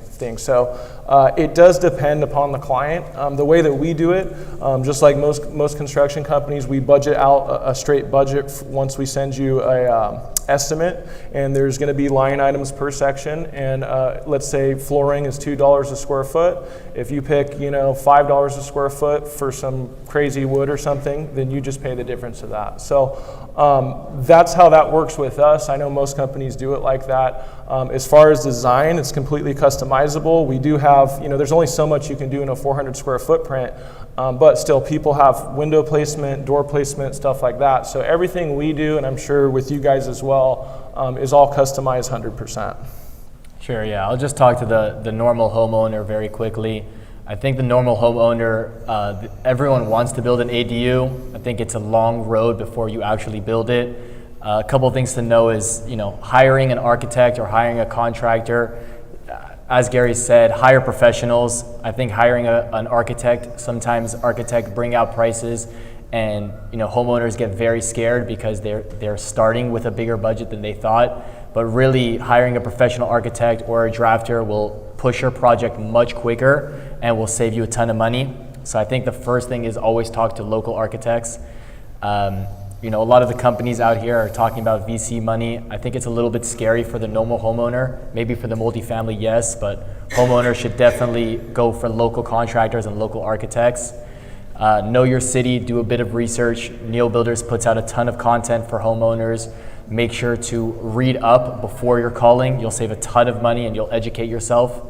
And again, the difference between good architects and good contractors and bad ones is not always about the work. It's about educating your client and making sure they know what they want or they know what they don't want. So just education is number one. We're almost in the wild, wild west. So if you're not getting good education, you're gonna get in trouble. So educate yourself as a homeowner and you'll do fine. Yeah, if I could add a couple things from a investor perspective, I would say know the area you're in, because the area will kind of determine what you're going to build, right? If you're in a hipster area, try to stay in that category of a house. If you're in a traditional home area where it's just families, you're going to maybe try to stick in that box. The house we had in Marina Del Rey, it was a very hipster area, a lot of people walking, so we did something cool and people enjoyed it. But I wouldn't put that design in, like, let's say someone that's more family focused. It wouldn't make sense. That's my input. And again, yeah. Use your info one more time, please. Yeah, my number? Now. Yeah. Oh, okay. Yeah. It's Gary, Gari_Tigranian, TIGRANYAN. We'll do loans and then pricing. Welcome. I think the next thing we'll talk about is very quickly is loans and homeowners get scared of big prices for construction and for tiny homes as well. Everything is going up right now, whether it's from COVID or whether it's from issues in China, where we're getting materials. I think it's important to look at per square foot, and it's not always too easy for a contractor or an architect to give you a price on the spot. There's a lot that comes in before getting a bid. Again, know your numbers. So ADUs don't really work when your home is worth under $500,000. The reason is because building an ADU is going to cost more per square foot than buying a new home. So sometimes ADUs are not always perfect for you. But if you live in somewhere where the home prices are going up, ADUs really, really make sense. So price of construction is going up, but the home prices are going up as well. So you can add an ADU. It's a secondary home in the backyard. And if you can do that for less than what your home is worth, it's definitely worth it. So that's why we work a lot in LA. We work a lot on the West Coast, on the west side of LA. Home prices are expensive and the land is not getting any cheaper. So I think we're building ADUs for that reason. Yeah. Yeah, and I guess just to touch on that, we're building ADUs all over. investors, homeowners, like I said, grandparents moving back. And I think that's really the most powerful thing out of all this is we have 2 clients where their grandma is going to live with their mom and kids, and it's going to be totally separate because I don't have a mother-in-law, but if I had a crazy one, I wouldn't want her to live there, But some of these people want them there. I think it's powerful for them to have the kids involved with the whole multi-generational living. So that for me is really cool. And then also affordable housing. Like I told you all, the reason why we do this, we're native Californians. We realize the strain on the housing, and our goal is to build as many ADUs as possible for whoever. So I think my Instagram tag, just so everyone knows, if you want to follow us, it's at ADU West Coast. We have Facebook, Instagram, website, all that. And then you want to tell them yours as well? Neo Builders, we have 2 Instagrams, so Neo Builders Inc. and Neo ADU. We try to pump out as much education as possible. I'm all about educating the homeowner. So I got a YouTube page too. Follow me on YouTube. Yeah. So that's it. Thank you guys. Yeah, guys.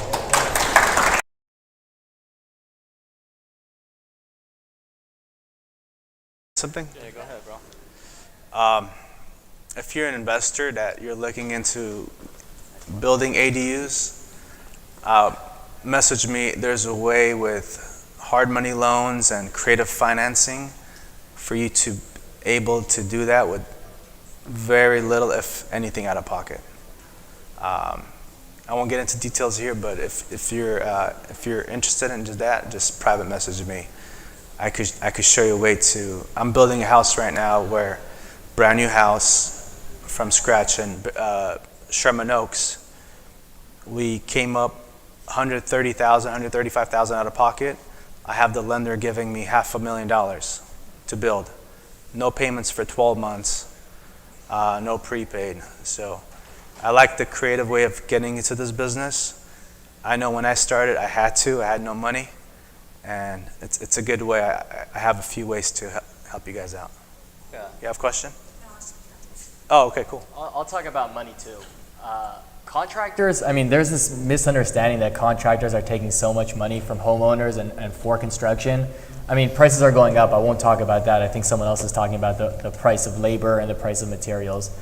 But there's ways to build ADUs, and there's so many loans now that are really helping homeowners.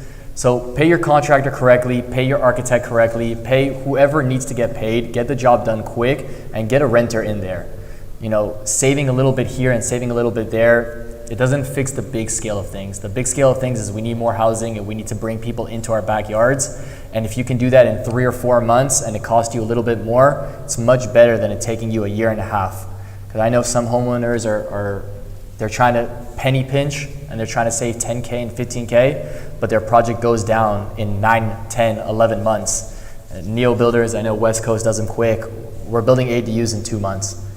So it's very important. Time is of the essence. We need people in homes and we need to build things. May I? If you are talking to contractors, check their license, right? See if they have insurance. You'll have a guy come in, act like a contractor. I've seen it happen all the time. Oh, I'll give you $80 a foot. And then, yeah, all right, cool, let's get started. You kind of forget, man, is this guy even licensed? Do they have insurance? Do they have all these stuff? And then he gives you a license number that doesn't even belong to him. It's his friend's friend. So make sure you're dealing with the direct person that is licensed, right?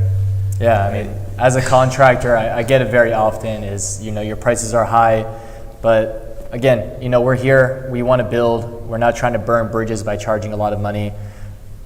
Get a good contractor, and if you're an investor, as you grow, you might get a little bit more, you might in the beginning get expensive pricing, but once you become good friends, you're working on a cost plus. Sure. So once you have 2, 3 projects, you get, you know how it is. Once you have 3 projects, you best friends with the contractor, pay your contractor on time, pay your professionals on time. Pay him cash, huh? Pay him cash. You'll be fine. You had a question? Go.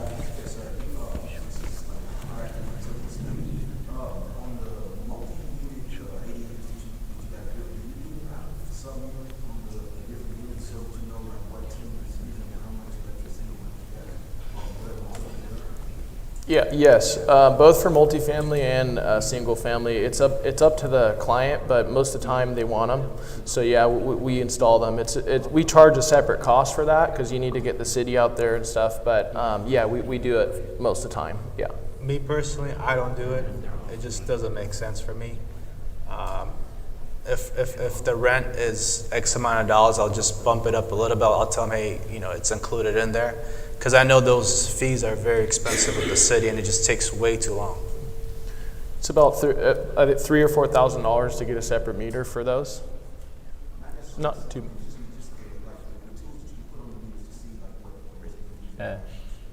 Look, every city, first of all, every city has their own laws and prices. But yeah, you're right. You can cut it short. You can put a little meter on your gas, and you can see which one goes to where.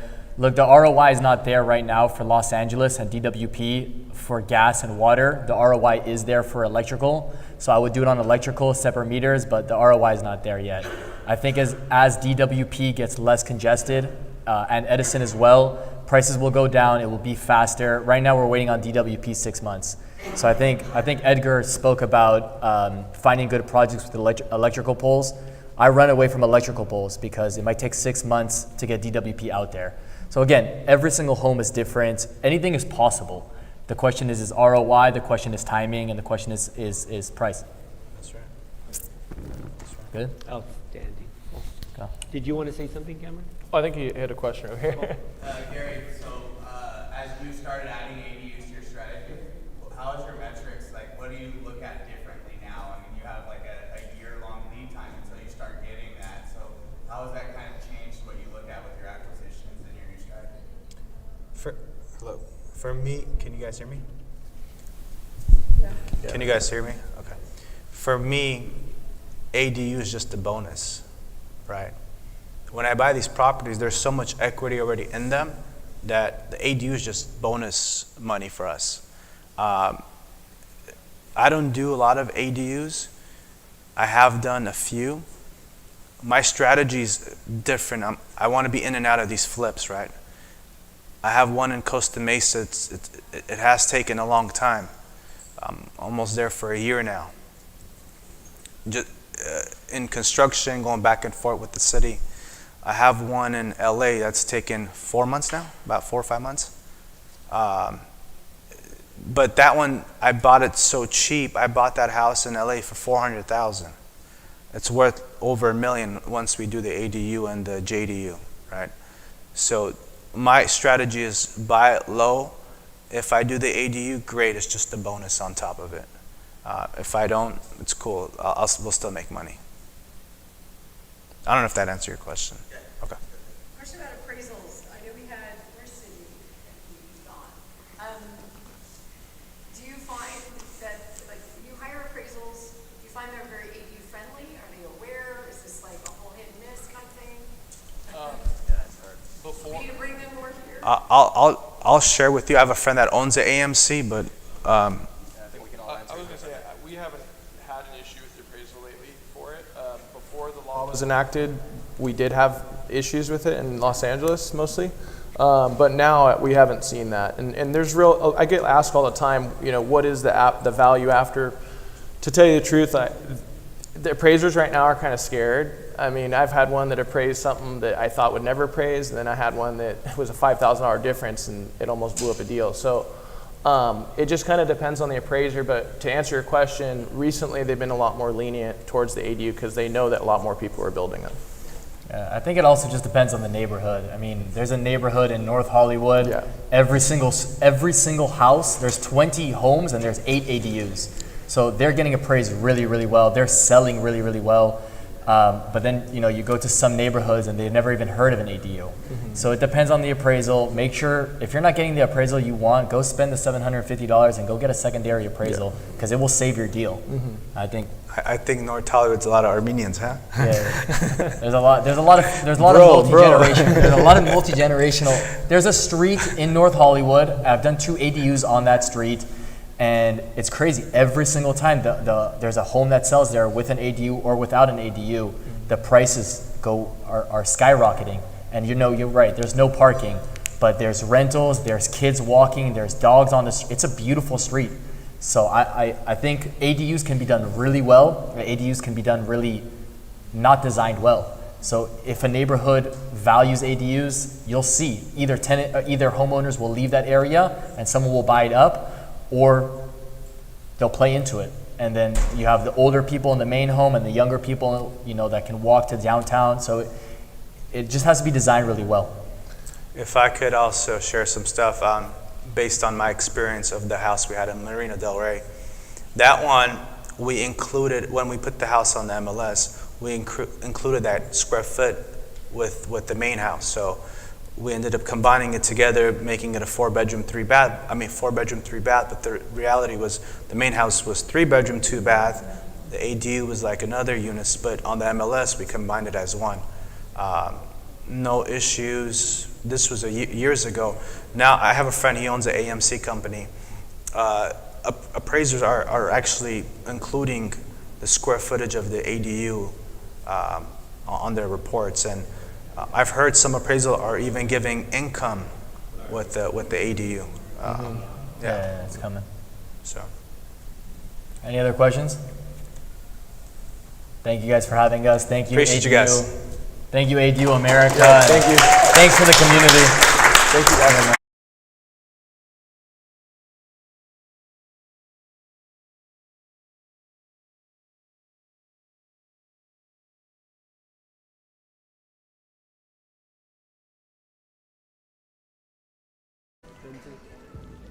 Is there a break? Is there a break?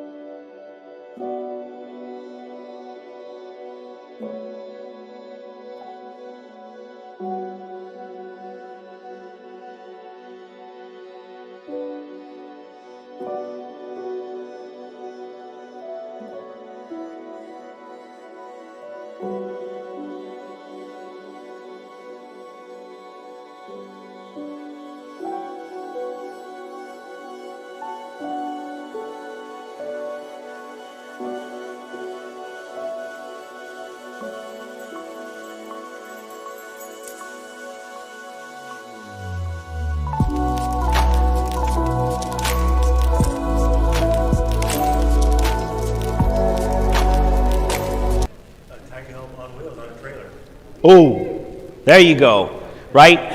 And so tiny home is more of personal property, not real property. And I think the reason why a lot of people get this confused is because of the word tiny or small, right? So an accessory dwelling unit in nature is a small home, you know, but the reality is that a tiny home is personal property and an accessory dwelling unit is real property. And if you were taking your California Department of Real Estate exam, the word is called a prudent, right? So it is, so an accessory dwelling unit is permanently fixed to the land. It's a true improvement on the land, therefore it's a prudent to the land. It's permanently fixed, and that's what makes it real property. Anyways, with that, in my opinion, the leading authority on all things tiny, meaning the literally the tiny dwelling, I call them TDUs, the tiny dwelling unit, right?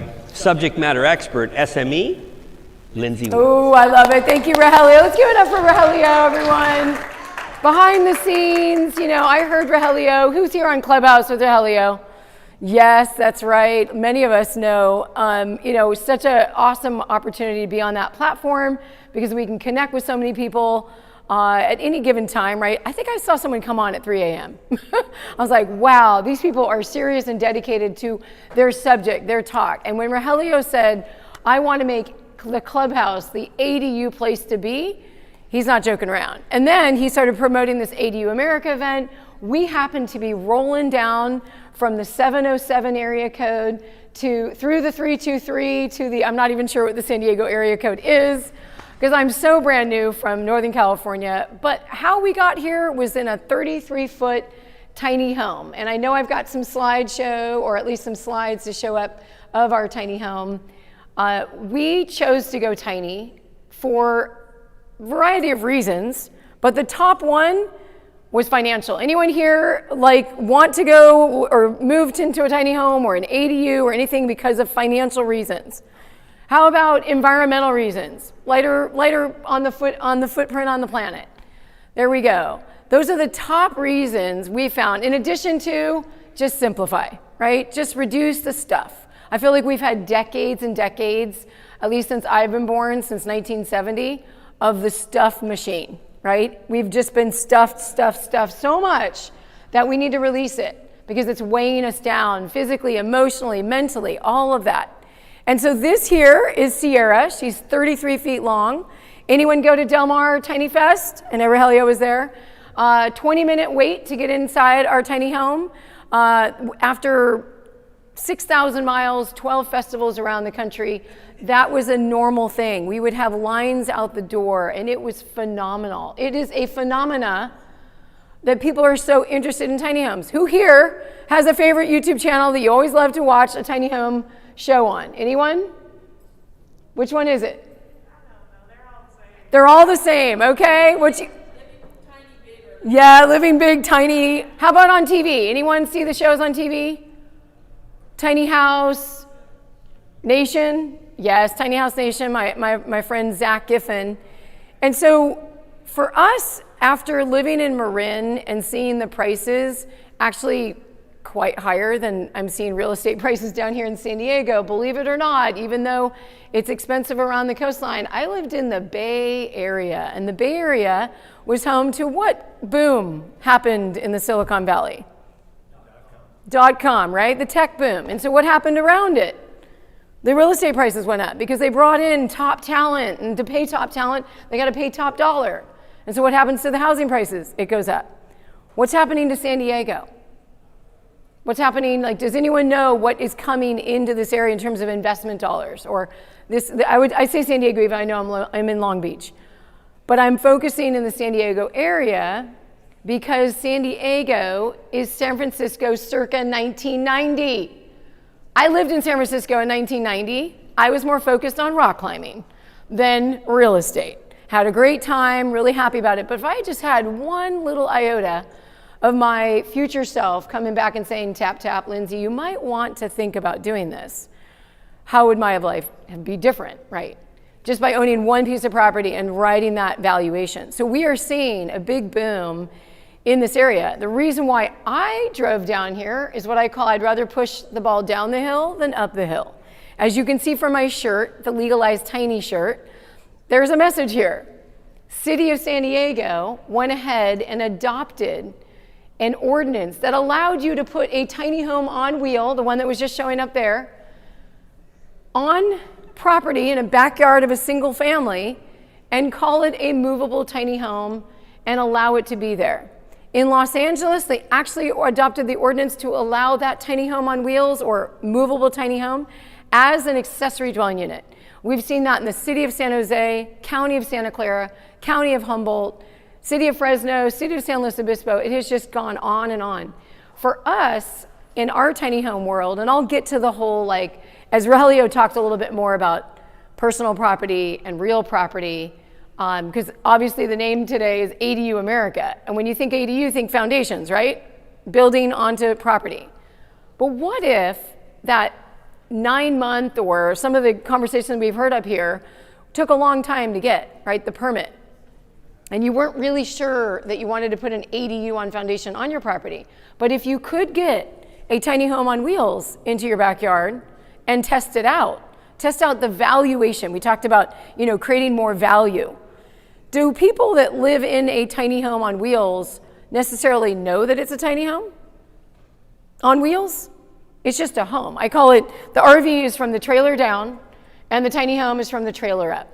But it drives the elected officials crazy because we've got this thing called recreational vehicles or mobile homes. We've got industries that have all their different certifications. And so where does this one fit?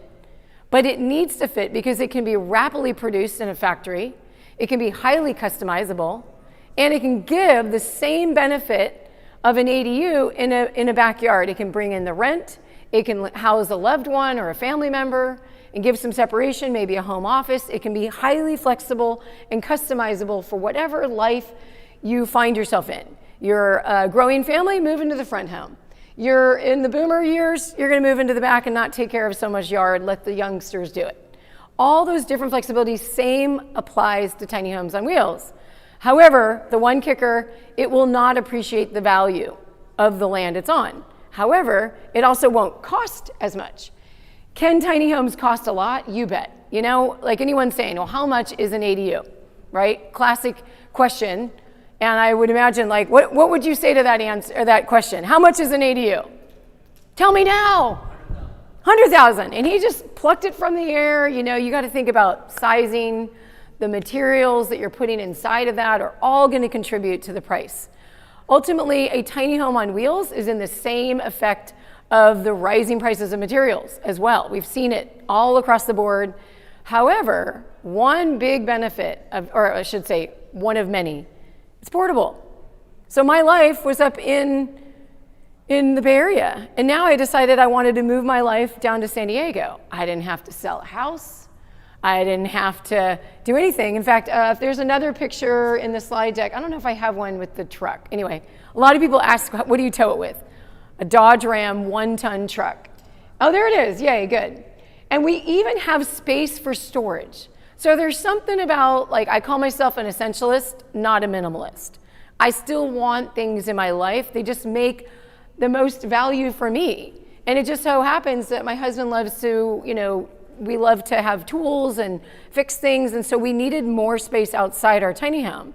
And I happen to have this really cool gooseneck underneath our home. So much like a fifth wheel that goes up and over a truck, the gooseneck does the same thing. It uses a similar trailer as a horse trailer that it goes down and attaches to the axle. And so we just attach that. It takes about, for us now that we've been doing it a number of times, maybe 20 minutes to get all that connected, and we are on the road to new pastures. We have traveled 6,000 miles. I think there's another picture of us in a field where I'm in front of our tiny home.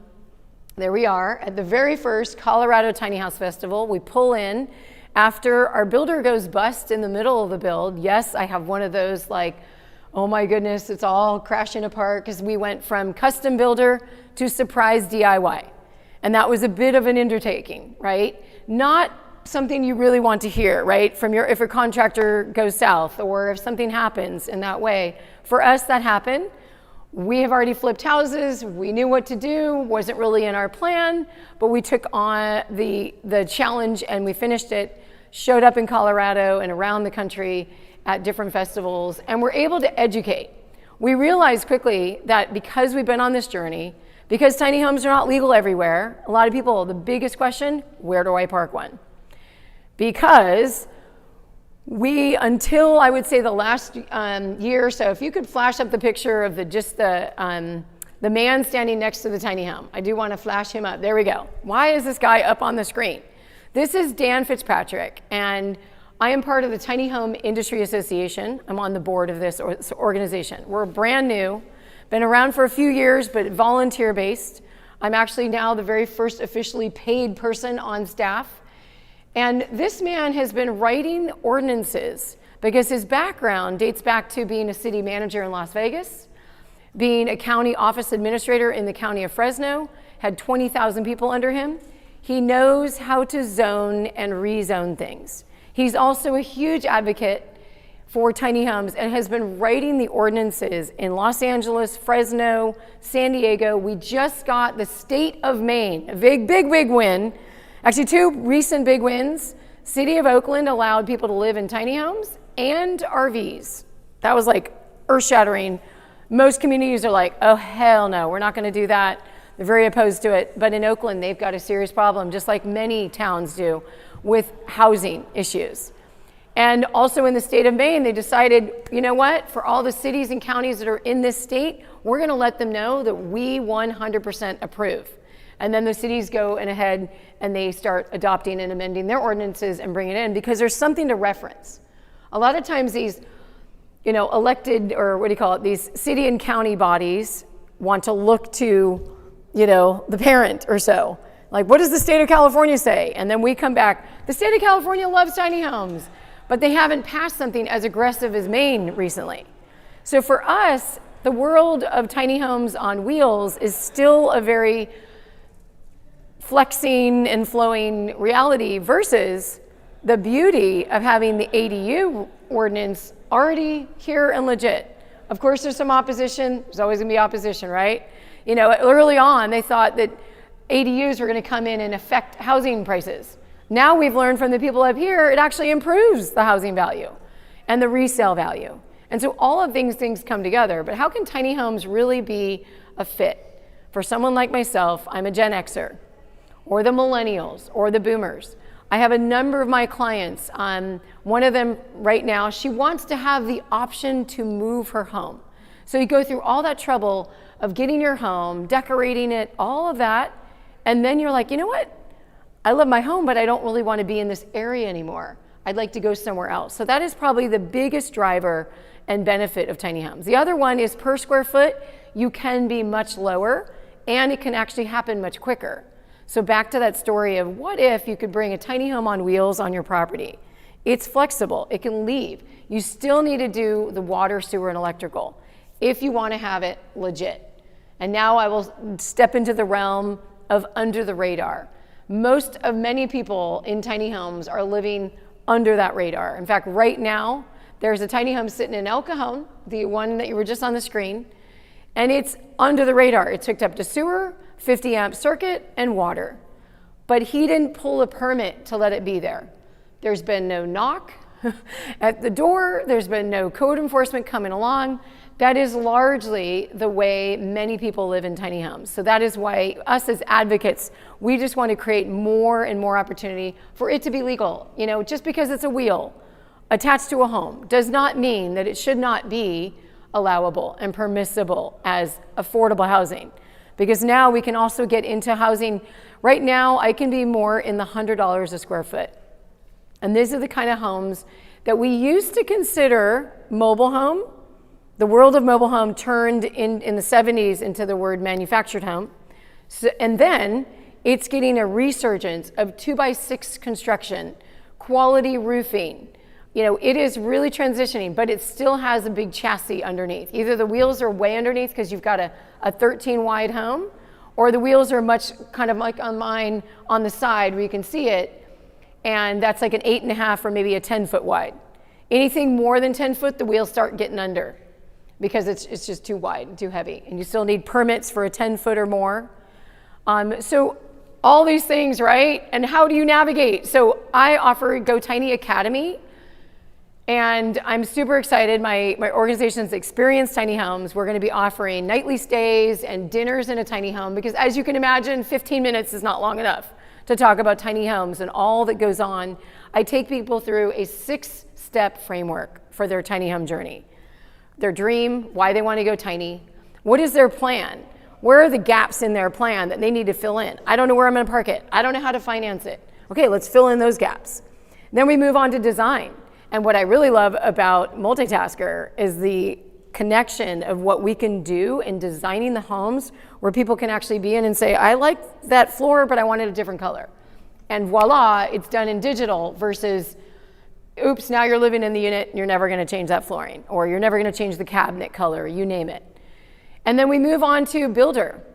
All kinds of builders out there in the country. They do not have to be general contractors licensed. They're going to be building these tiny homes under the RV park model standard.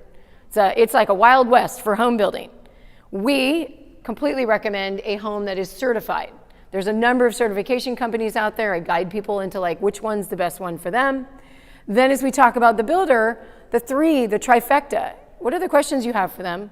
What are the materials you're choosing for your home? And what is your design? Because you need information back from them. What is my time frame? What is the budget that I can build it to? And so on.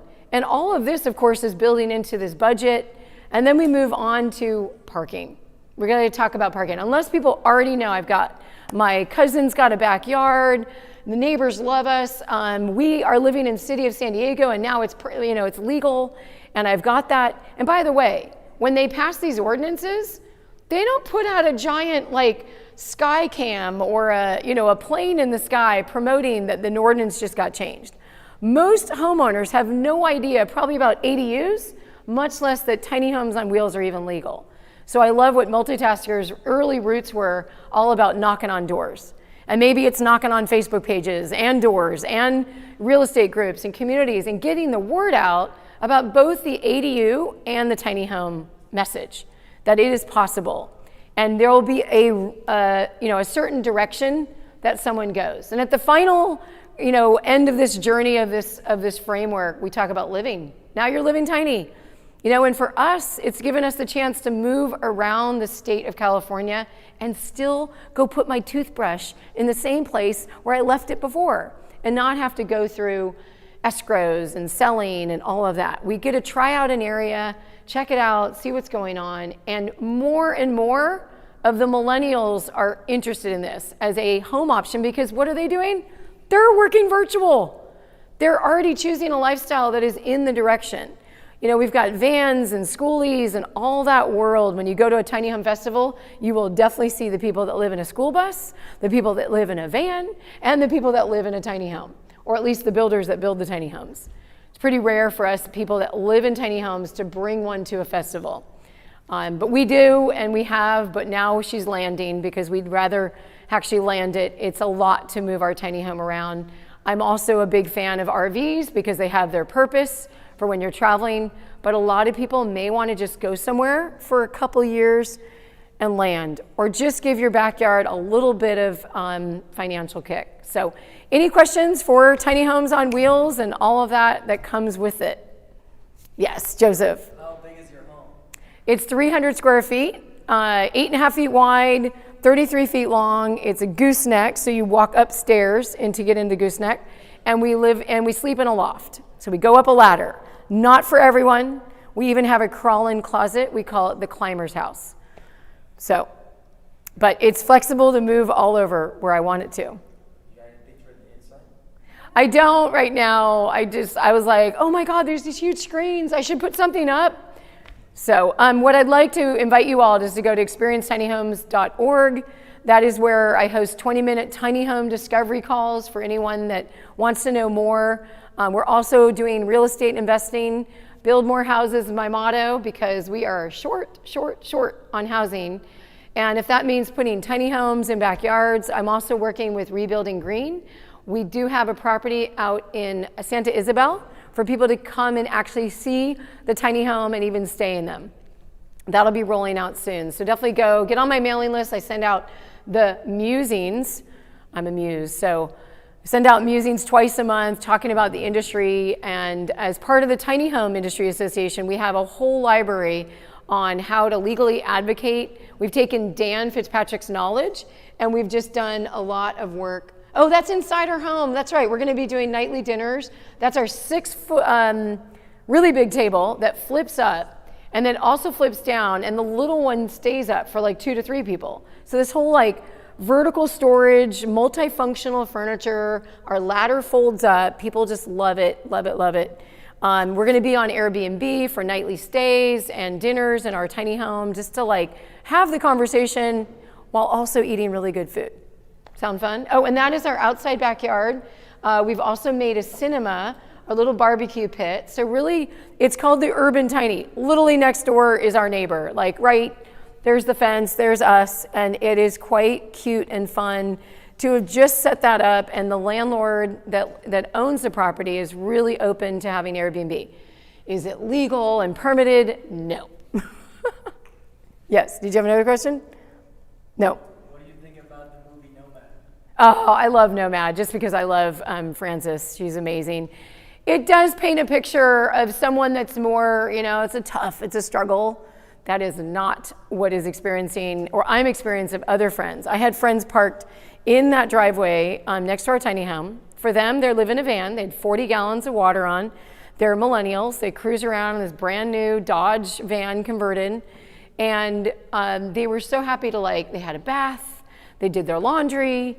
They loaded up their water tank. So we're probably also going to offer even van parking because it has been a huge boom for so many people. It may not be something for you, but it may be for people let's just do that for a summer, or let's just be that as our lifestyle. It just all depends. But yeah, the van thing is a whole variety. I love that Nomad was just a deep dive into especially that town that, vanished.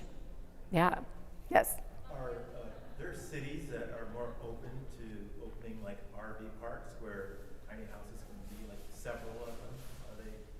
Yes, one of the best ways. So we constantly get the question I want to live in community. I mean, no surprise. We've had so many years of everyone getting into the cookie cutter, neighborhoods, and I grew up that way. It's just, Edward Scissorhands show comes to mind, right? And so this desire to live in community, just amongst people, but in your own home, right? Kind of I love my parents. I'd love to live near them, but not in the same home with them. We have different tastes in music, different go to bed times, you name it. So the ability to offer something different, but then also be portable. So RV parks offer an amazing opportunity right now. They're already zoned. They're already plumbed for all the utilities. We were at Surf and Turf RV Park in Del Mar, $800 a month. Now we're paying $1,000 a month, but we have all the utilities, the Wi-Fi, we get the Airbnb option, the van life can come pull up. I mean, we couldn't do that with an RV park because they've got more rules. But buying an RV park with the intention of turning it into a tiny home village, yes, absolutely. Are they abundant in downtown San Diego or maybe not so much because they're making a lot of money. Why would you sell that which makes a lot of money? However, in more of the kind of rural areas of San Diego or outskirts, that's happening more and more. And all over the country, we're seeing that. Yeah.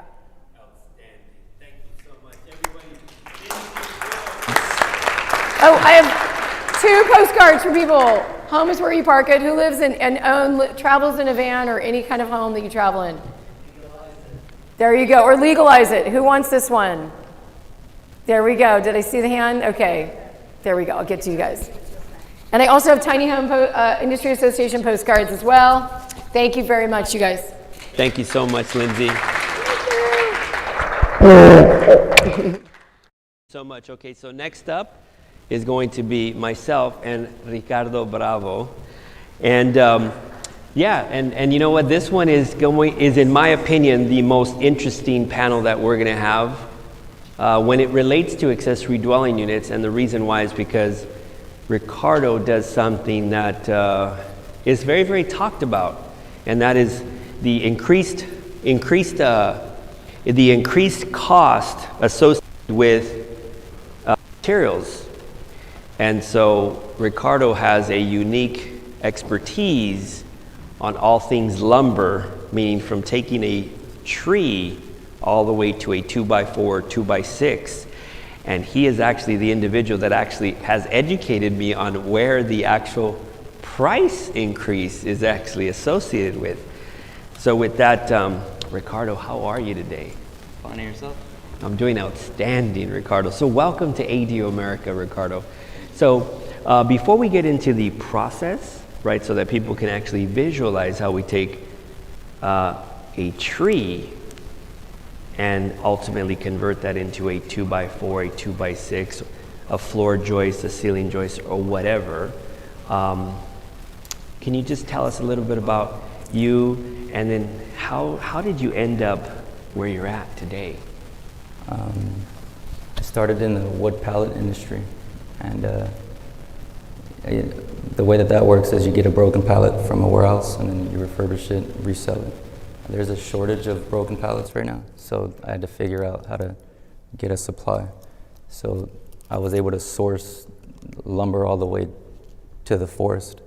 I cut out everybody, the brokers, the pallet companies, the wholesale lumber people, the trucking, everybody. Right now I have the sawmill, I have the trucking, I have the manufacturing. The only thing I need left is the excavation, which is buying the land and then taking the trees down, turning it into dimensional lumber. I turn it into pallet cut stock just because I make wood pallets. But yeah, that's pretty much what I did. Yeah. And actually what he just said is there's actually a lot to unpack in what he just said, right? So he started in the wood pallet arena, and there was a bunch of wood pallets that either needed to be constructed or put together, or they were broken and needed to be fixed. And so he literally, right, went from that to ultimately getting all the way to what he called excavation, which is actually having the land that has a bunch of trees that are mature enough, right, to actually then convert those trees into, a type of lumber. So, Ricardo, walk us through just kind of so that we can get a visual representation of okay, so here's a tree, right? It's matured and it's a quality type of tree, because I really don't know that much about trees. I mean, I know there's redwoods, there's pines, there's maples, there's oaks, there's Joshua trees, which, by the way, if you live in the Coachella Valley and you were to remove a Joshua tree, that's a $10,000 fine, by the way, right? So there's all these types of trees. So just walk us through, here today there's a tree, and then ultimately, what's the process in all of a sudden now we've got a 2x6 that we're going to use as part of our framing to then build an accessory dwelling unit? Well, I don't know yet how it works with getting the log yet. When I buy buy the assets, I'm just going to try to buy it turnkey already.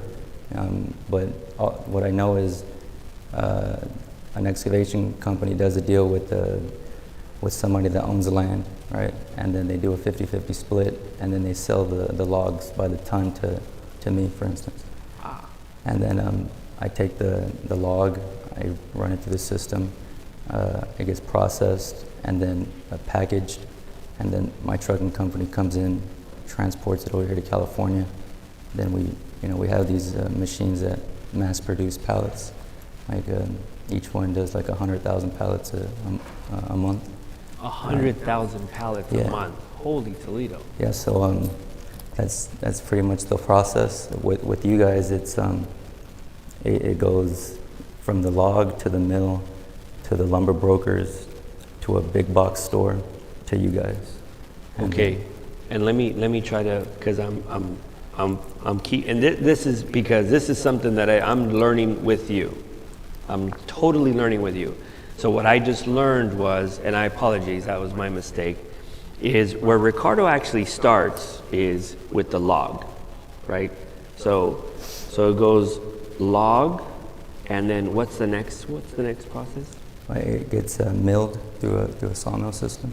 Milled through a sawmill, and then the trucking company transports it to. It depends if it's going to be resold. It's usually a lumber broker that sells the lumber for the mill. there you go. Yeah. So let's stop right there, right? So log, milled, and then transported. But then we start getting into the sale. And what two words did Ricardo just say? Anyone in the audience? Lumber broker. So check this out. And this is something that no one is talking about, which is why I said, you know what, Ricardo, people need to hear this. People really need to hear this. And the reason why is because we haven't even had this discussion. This discussion hasn't even been taking place, right? And I didn't even know there was such a person or persons known as lumber brokers.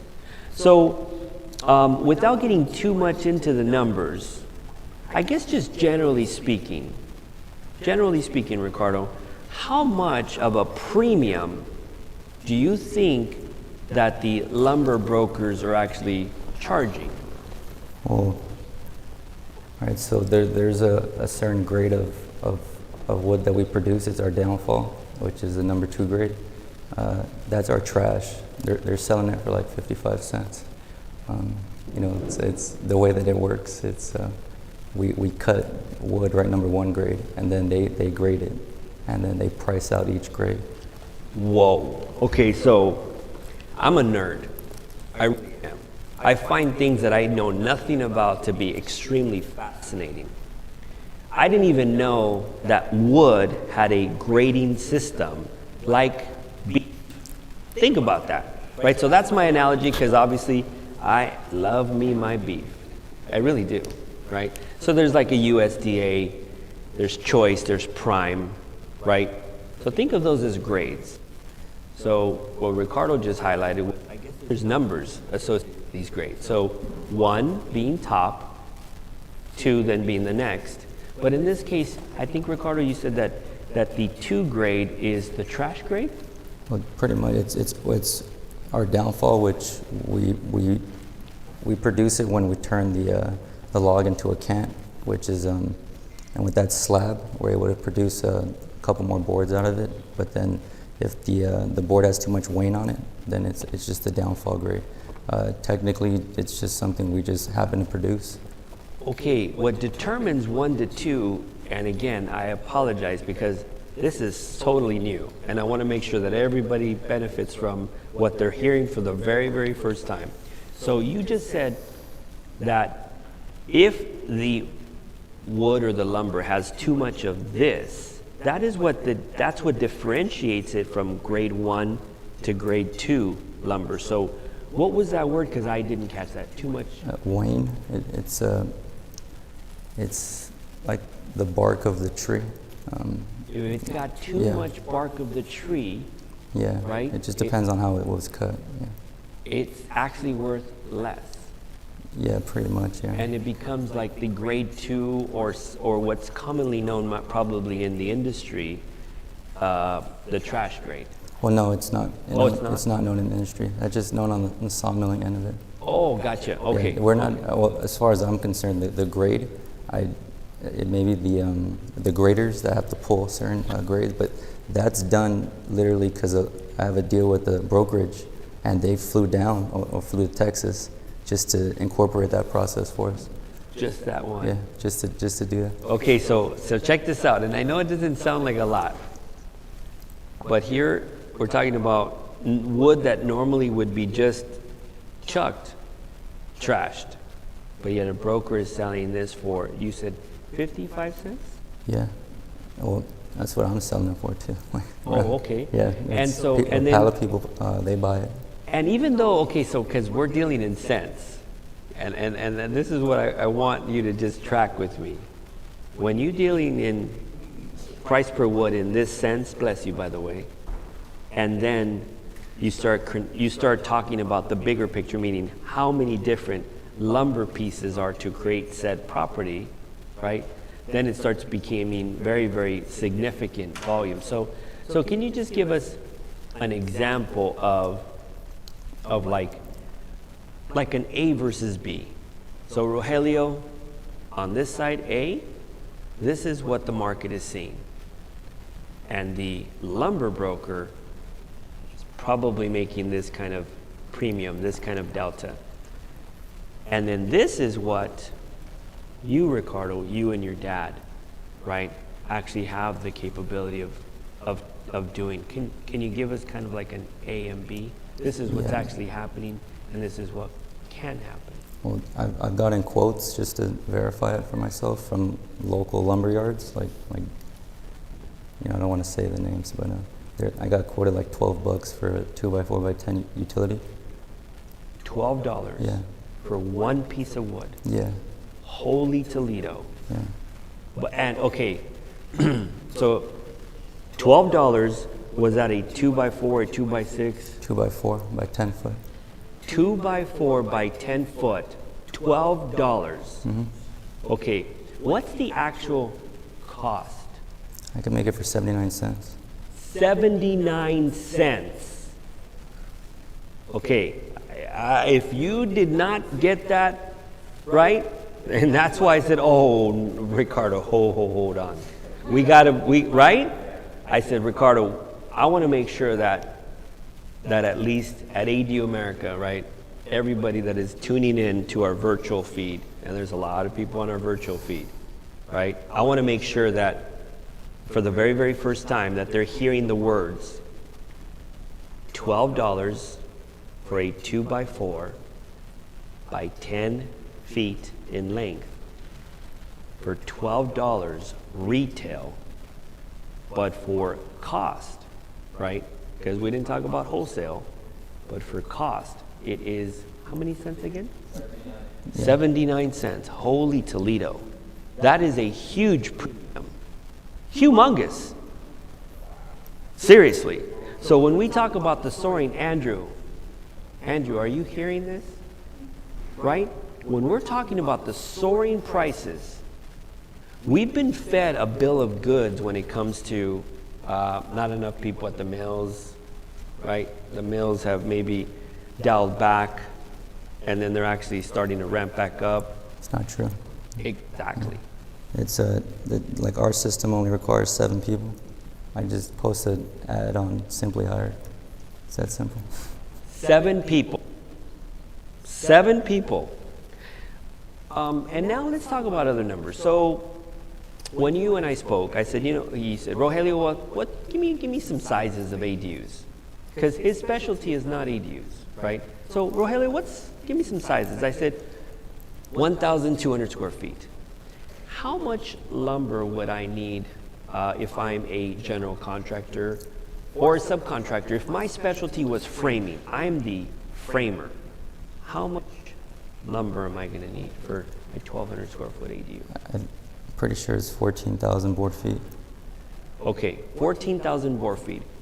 Those 7 individuals, how much, I guess if we're talking pieces, would it be a fair question to say how many board feet they can do a day, or is it a month, or is it a week? Just to give you some context. Well, okay, so in an 8-hour shift, our mill can produce 50,000 board feet, and then if we run it 2 shifts, 16 hours, be like 90,000 board feet around there. So could make like 5 ADUs a day if I was cutting that kind of wood. Wow. 5 ADUs a day, 1,200 square feet, 7 people. And you heard the cost, you heard the retail. I didn't want to complicate the example by putting in the wholesale cost, right? But the reality is that right there alone, that is huge. And the reason why that's huge is because you just heard from Gary, you just heard from Joseph, and you just heard from Cameron, and they're paying at a premium. And when they pay at a premium, who do you think ultimately gets that bill? Who gets that bill? Anybody? The homeowner. The homeowner. And that's why the homeowner's like, holy Toledo, ADUs are expensive. Well, guess what? It's because the GC is paying an arm and a leg for sourcing the lumber, sourcing the wood. Right? Yeah. I mean, so anyways, what I would urge you to do is definitely tap into, Ricardo, for our virtual audience and our physical audience presently in the room, how would people get a hold of you if they actually wanted to ask you questions, maybe, entertain a, just a conversation? I mean, because I find what you do extremely fascinating. I've never thought about wood so much until, our mutual friend Stephanie Gutierrez put us together. I was like, holy, you were an addition to the agenda, but I wanted to make sure that this little bit was enough to plant the seed to start having people have that conversation, which is literally like hold maybe their broker accountable, their lumber broker, as to, hey, what's going on here? I mean, so they're killing it right now. Oh, go ahead, Andrew. I guess we're seeing the future price of lumber going down, lumber futures. We see sawmills coming back. I hear lumber brokers have been selling a lot of their lumber to like Lowe's, the big boys. And so as you were saying, they sell to them. When it starts coming to the brokers now, selling it to people like you and I, how long do you think we're going to wait until we start seeing those numbers starting to reflect going down now that those changes are? Have you seen anything yet? Do you predict 4 to 6 months? It's a 1.5 to 2 years. Yeah. Wow. And that's the first time I've ever heard anybody actually even give a number, right? A timeline, right? Yeah, it's going to get worse pretty soon because peak season starts July. So traditionally everything doubles. And if that tariff is put in place on Canadian lumber, it's going to quadruple basically. Whoa. So you guys are going to be back at square one. So it is actually going to get worse before it gets better, and that's because we're actually entering peak season. Holy Toledo, right? And the thing I'd like to say though is that if you get your lumber today, right, make sure that you're also having the conversation with your suppliers as far as how long and in what conditions you're going to be storing that wood.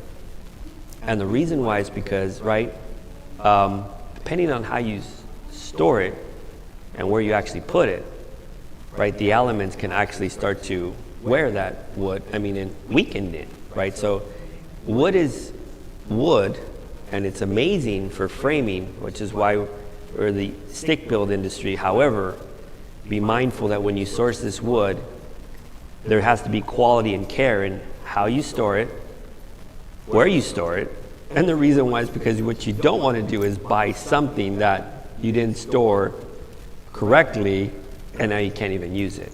Well, a lot of people won't be able to source the wood because usually mills only do deals with brokers because they have national customers. So it's like 200,000 board feet that they look for somebody to even listen to.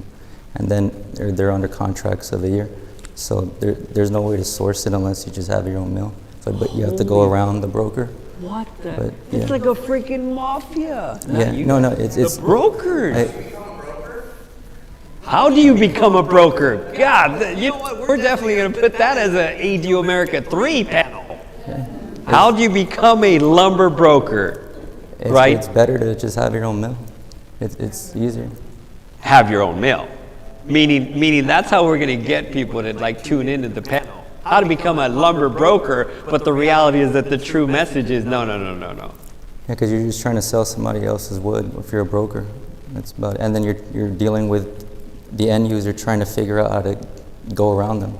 Like if you Google Mill Direct, you'll get all the brokers, and then they say Mill Direct on their website, but then it's psychological for them to make you think that you are dealing with Mill Direct. Like if you ask them, they'll tell you they're the mill. But there's two things. It's that psychological play there, and then the mill actually not even entertaining anything less than 200,000 board feet. Holy Toledo. Yeah. Wow. That is so freaking huge.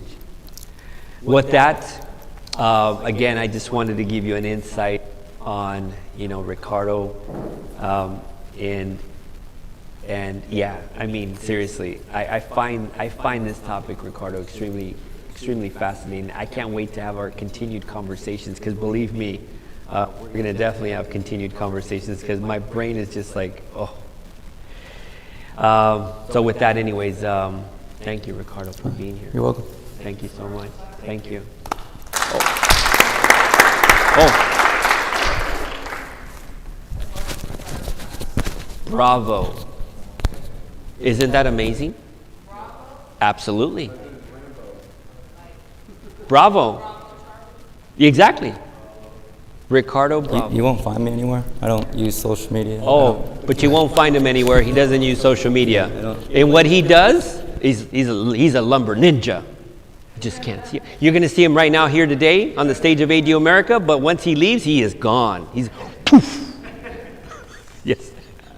I try hard to keep it that way. Right? He really does. He is on the DL, like the super DL. And again, that's why, Ricardo, thank you so much for being here. Thank you.